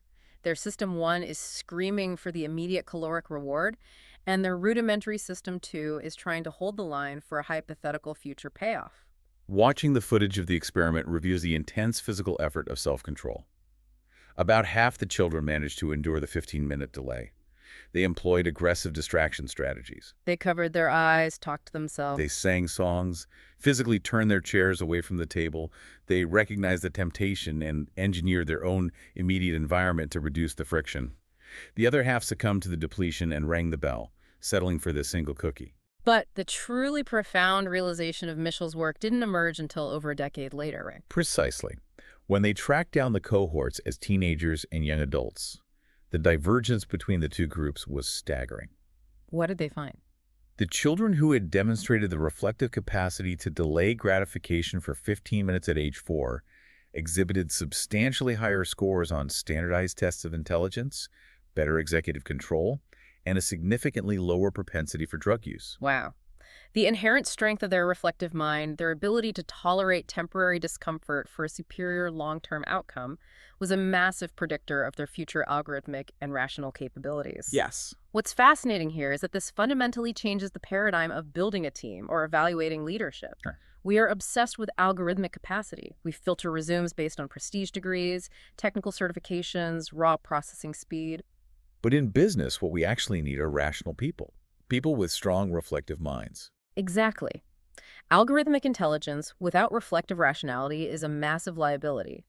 A brilliant but highly impulsive executive might generate incredible disruptive ideas, but if they lack the reflective discipline to delay gratification, systematically question their own assumptions, or tolerate the tedious friction of checking the math, they will eventually steer the enterprise into a wall. They will optimize for the immediate intuitive win at the expense of long-term stability. You must screen for rationality, you must test for patience, skepticism, and careful reflective thinking, not just raw processing speed. Okay, so let's pull all of these threads together and synthesize the core insight of Kahneman's work on the lazy controller. The soul of this chapter, the realization you must walk away with, is a complete demystification of our own minds. We are not perfectly logical computers. We are biological organisms running an incredibly energy-expensive mental engine. And our controller system, too, is lazy not out of malice or moral failing, but out of a deep evolutionary mandate to conserve energy. Cognitive effort is physiologically expensive.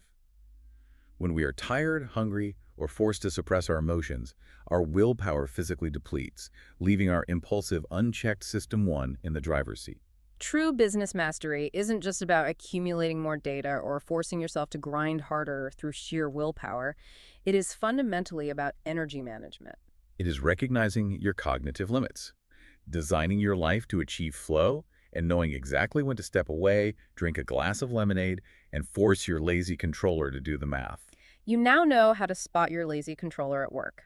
You understand the biological mechanics of why your willpower fails you at 5:00 p.m., but what happens when your fast, automatic System 1 starts secretly connecting the dots in the background without you even noticing? How much of your reality is being silently edited before your lazy controller even wakes up?